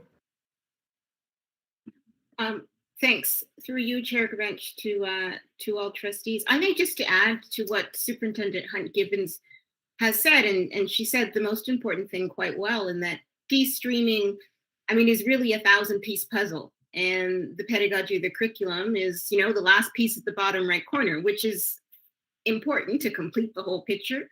But they are other pieces, and we have been working on those other pieces throughout the year in terms of changing mindset and culture and broader understanding of the need or the rationale for de-streaming in terms of establishing a common curriculum for students, just as they have in K-8, in terms of responding to the disparities and disproportionalities of how students are streamed on the basis of identity historically. And so the de-streaming initiative is really to counteract that, and it is a strongly centered equity initiative to include all students, to support all students, and to have all students have the opportunity to achieve to their fullest potential and to see their peers achieve to their fullest potential in the same context. So I think that's the broader equity rationale, and the absence of the curriculum at this point is, I think, more than an inconvenience, but hasn't stopped a lot of the groundwork that has been laid by the Equity Inclusive Education team. I think Superintendent Etoff will speak specifically to what his team has done in that regard to promote those supports. Yeah, really, while the notion of de-streaming is a relatively new one, as Director Miller mentioned, the announcement last August, and program department doing lots of work with their team and committee that's been working on this, but for the last number of years, we've been laying the foundation for this. Centering student identity, ensuring that we are taking an approach where we are focusing on high expectations for the students, ensuring cultural competence of our staff, and obviously ensuring that the materials that are being used are relevant and engaging and of interest to all of our students, not just some of our students. So, that in effect is the foundation that we are looking, and the culture shift that really needs to happen, and doing lots of learning in terms of our de-stream programs at the elementary level. What works there, and looking at transferring that over in a slow and methodical way by starting with the grade 9 math program for next year. Bottom line is we want this math curriculum. Okay, we do have a speaker on the speakers list. Trustee Amos, go ahead. Thank you. I'm really excited about this de-streaming. We do have, unfortunately, it's not the de-stream part, but we do have math at White Oaks, which is full year. So we have a model of a full year thing, but unfortunately it's not the de-stream program. So, and I've seen the success of the students and have been able to go through that program because it's a great transition. And so I think that when we have the de-stream math and all students have access to that kind of a program, that is going to make a huge difference to their success and their ability to choose, because I have witnessed it myself where sometimes students are told to take one path and that's not necessarily the path they should take. And if parents aren't aware or can't advocate enough, then their child may not take the path they need to. So I think this is going to be a great thing for all students, and it's going to allow them to be able to succeed way beyond any expectations that they ever had. I agree, Trustee Amos. I actually taught D-streamed math and D-streamed science many years ago. You muted right at. I just said I taught D-streamed math and science many years ago, and I just said my looks belie my age, but that's so. And Trustee Collard. Thank you. So I'm a huge fan of de-streaming. I know that we've received some correspondence recently from groups that are in support of de-streaming, and the research and evidence shows that marginalized students are disproportionately streamed into lower level courses. So I hope that we get this curriculum quickly, and that we have the opportunity to give our teachers the training that they need in order to apply the de-streamed courses come this fall. I'm excited to see it coming, and hope that we get it soon. Thank you. Through you, Chair Gerbents, Trustee Collard has just hit on, I'm actually quite frustrated that we don't have it yet. And I know that Superintendent Hunt-Gibbons is frustrated that we don't have it. And I'm sure Superintendent Etoff and Dr. Jula Moa are also frustrated. It was announced last August, and we still do not have that curriculum. And we're running out of time rapidly to train our staff. So Director Miller, there's no other speakers on the speakers list, so I'm just going to grab the mic. So I assume that you've taken up all the operational channels to try to get this curriculum gone through your association and that sort of thing. And are you suggesting it's time for the trustees to advocate on behalf of students and the board, perhaps to bring this to the attention of the minister himself? Through you, Chair Gerbents, the answer is yes to both your questions. We have taken it through our association's channels. And I am asking the Board of Trustees to help us. Okay. So Trustee Amos has her hand up. Oh, Trustee Amos, go right ahead. I think this is the path you were going down, Chair Gerbents, but I'd like to make a motion to write a letter to the Minister of Education and ask about having this, the de-streamed math program be made available as soon as possible, and with all the reasons why that we've just talked about. But I think that I would love to see a letter come from our chair on behalf of all the trustees to say how important that we think this is. Okay, so you'd like to move that, a seconder perhaps? Trustee Collard, great. And let me craft one here perhaps. Be it resolved that the chair write a letter to the Minister of Education imploring that the new de-streamed grade 9 curriculum be released immediately so that school boards have adequate time to review the curriculum and provide appropriate staff training before the end of the 2020-2021 school year. And I guess we should also, this letter should be copied to Halton MPPs and the Ontario Public School Board Association. Does that sound about right? I think it should also be CC'd to code. Okay. Yep, that can be done then as well. And Chair Gerbents, you didn't mention the word math curriculum. You just said de-streamed curriculum. So just make sure it's de-streamed math curriculum. Okay, that sounds great. And if I may, I might remove the word adequate time, because I feel like that ship has also sailed. That, you know, we're 1 month to the end of the school year. So it's just at this point, time. That sounds good too. I love this editing on the fly sort of thing. Okay, and Can we make sure that our OPSPA partners get it as well? Yep. I believe that's that was mentioned. Okay, so I guess we'll need to suspend the rules to get this motion passed this evening. Would anybody like to make that motion? Okay, again, Trustee Amos and Trustee Collard, great. Is there any discussion on suspending the rules? Seeing none. So all those in favor of suspending the rules this evening to take care of this motion?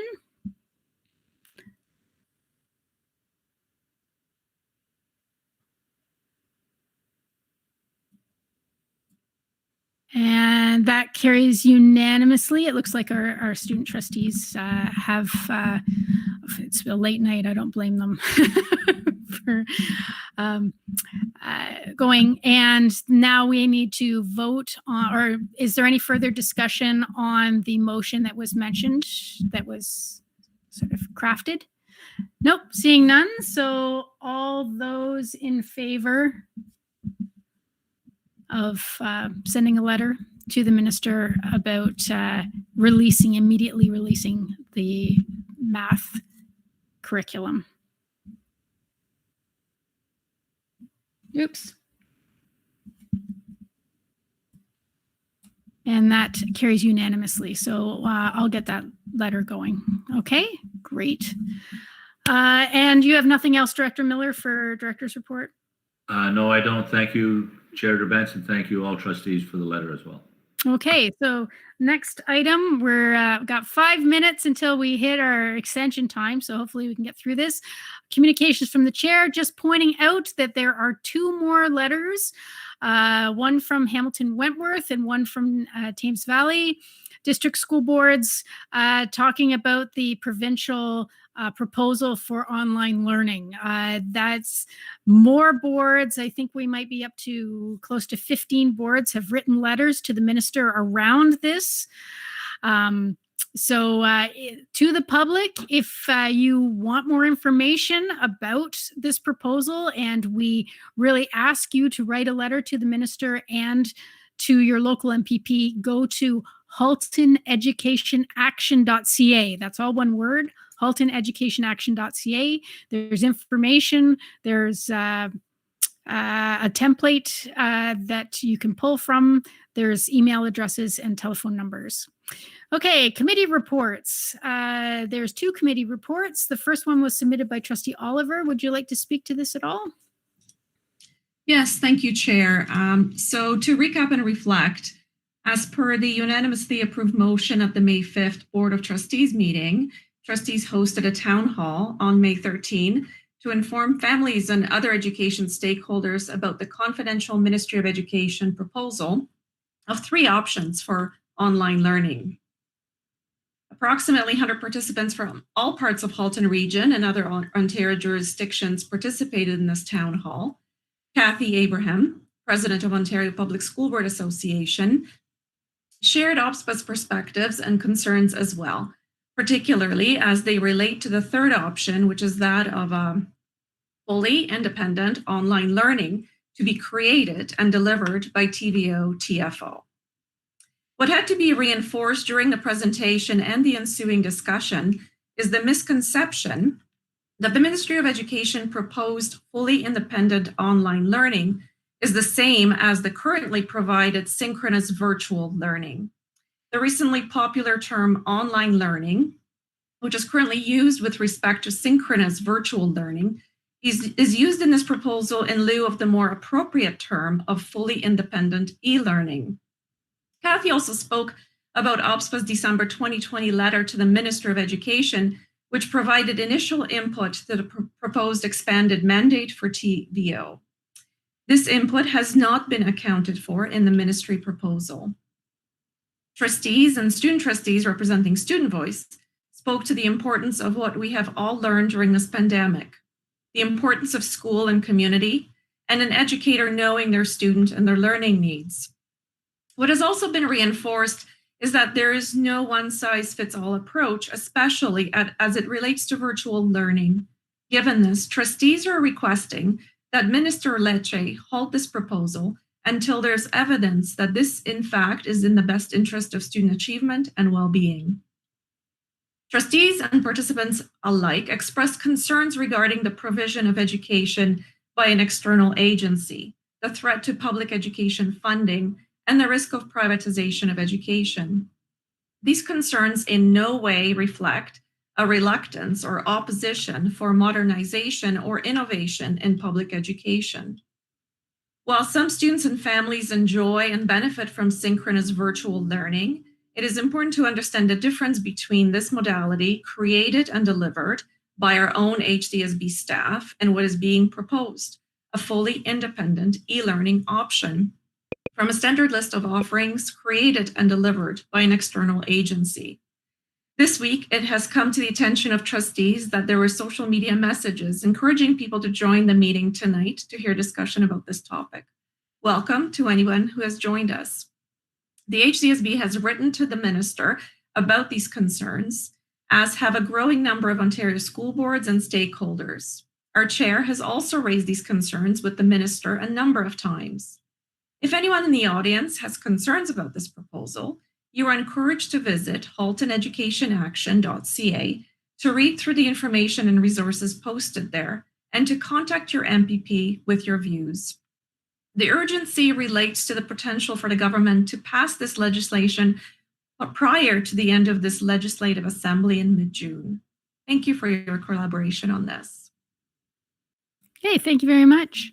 Trustee Reynolds, you have submitted a committee report on the environmental management team. Would you like to speak to that? No, except I just want to draw your attention. The date on the bottom was the date of the next meeting.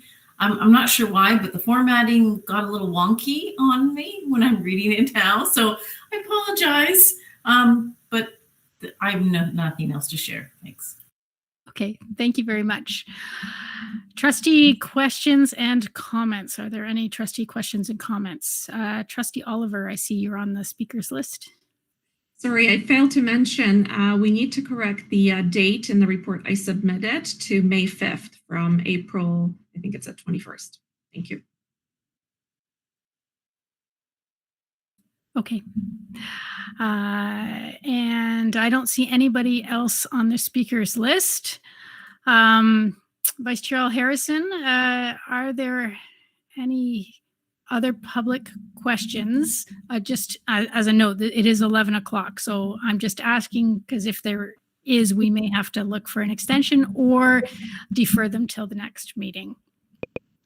Madam Chair, no. And for anybody that hasn't had their questions answered, they've been with respect to a specific school or they've been asked already. So for those related to a specific location, they've been shared with the appropriate staff, and so we're good.